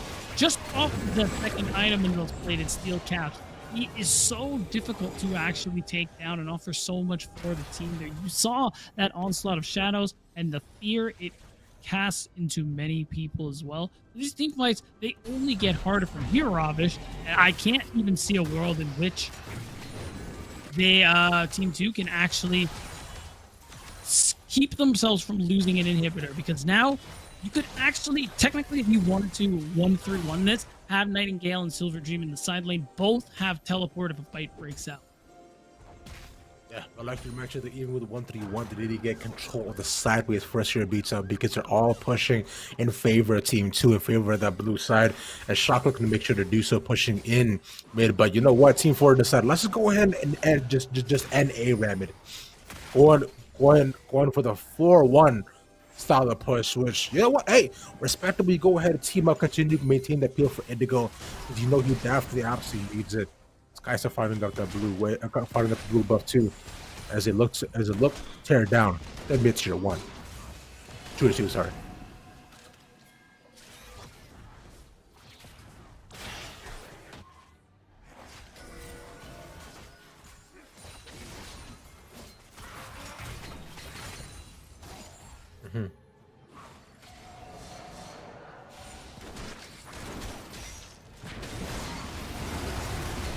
That's already going on in though with fighters already break out. There's a final current call to Giz already likely dead, but Fat Sweaty being that big man on the front line trying to capitalize for his teammate, but look at this AKM. Shock has to get out of dodge, even though he's so big, he's gonna die. And there's a re-engage coming from the side of the Hexmist. He does so much damage, and they're all scared and running.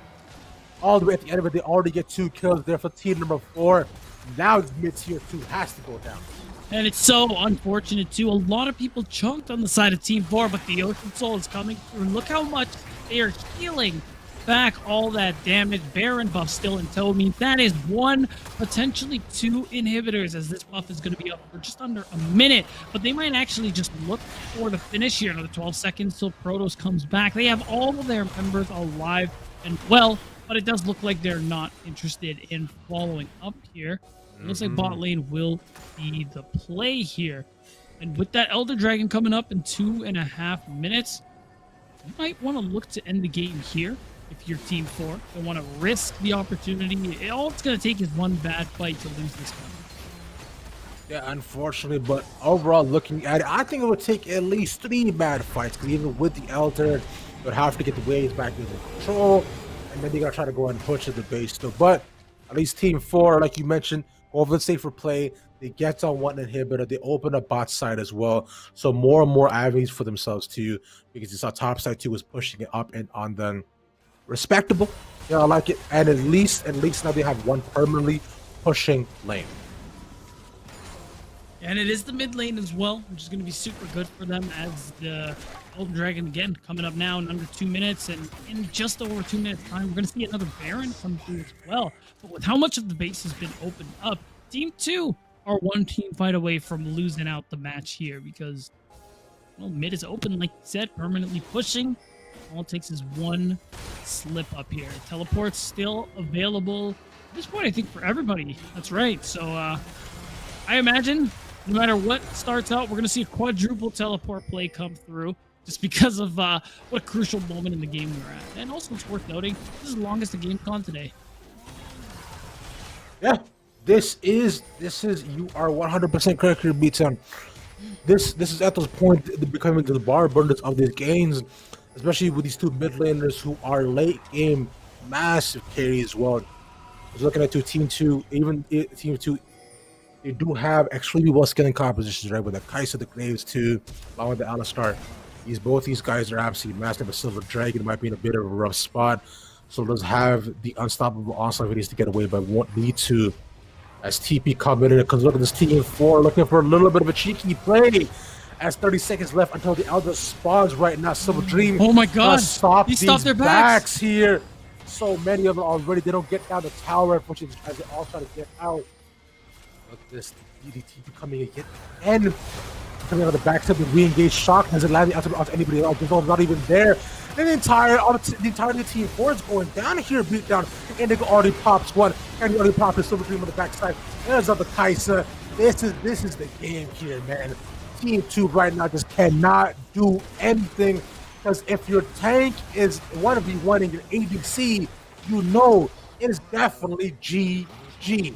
And with the win is actually in their favor. But that's the ace to beat down, and that's the game, honestly. That's right. Team 4, the hard engage was too strong for them. The Silver Dream with the beautiful knockup is going to lead this team to a very convincing victory in the end. Things were even until they weren't. This one took 35 minutes, Ravish, but Team 4 are going to come out on top. Fantastic stuff coming off the side of Team 4 here, man. You saw us very touch and go for them at the beginning. You did make it a bit of early late, but we saw as well in the top side. Silver, that Malphite just getting bullied, bro. But getting, like you mentioned, like with the Orm, bro, you only need one thing. Just press that R button, baby, and that's all you good for. And you know what? He fulfills hit roll and even more so here. So shout out to all the Team 2 for making it all the way to the end. That's right. Shout out to everyone who came out today. Thanks to Chilly Mountain, who are going to give, again, their decision very soon on who they are going to actually pick up. Of course, it's going to take a couple days. They got to review some footage, maybe talk to some people, have a couple of interviews of their final candidates, and there you go. We're going to have a roster. That being said, though, I would go ahead and give thank you to First UB Town for coming out today, for casting with me. You all for watching, the coaches for training all these teams. Of course, our producer just staying alive, and Chilled Out for organizing all this stuff. Fantastic stuff across the board here for y'all. We'll be back yet again tomorrow at 7 p.m. EST with Mazel and Finnick for the finals of the LCS Academy. So good job to all of y'all. We'll see you tomorrow. That all being said, I've been ravishing so much, ravishing about the internet. Thank you all for watching. Have a good night. Peace.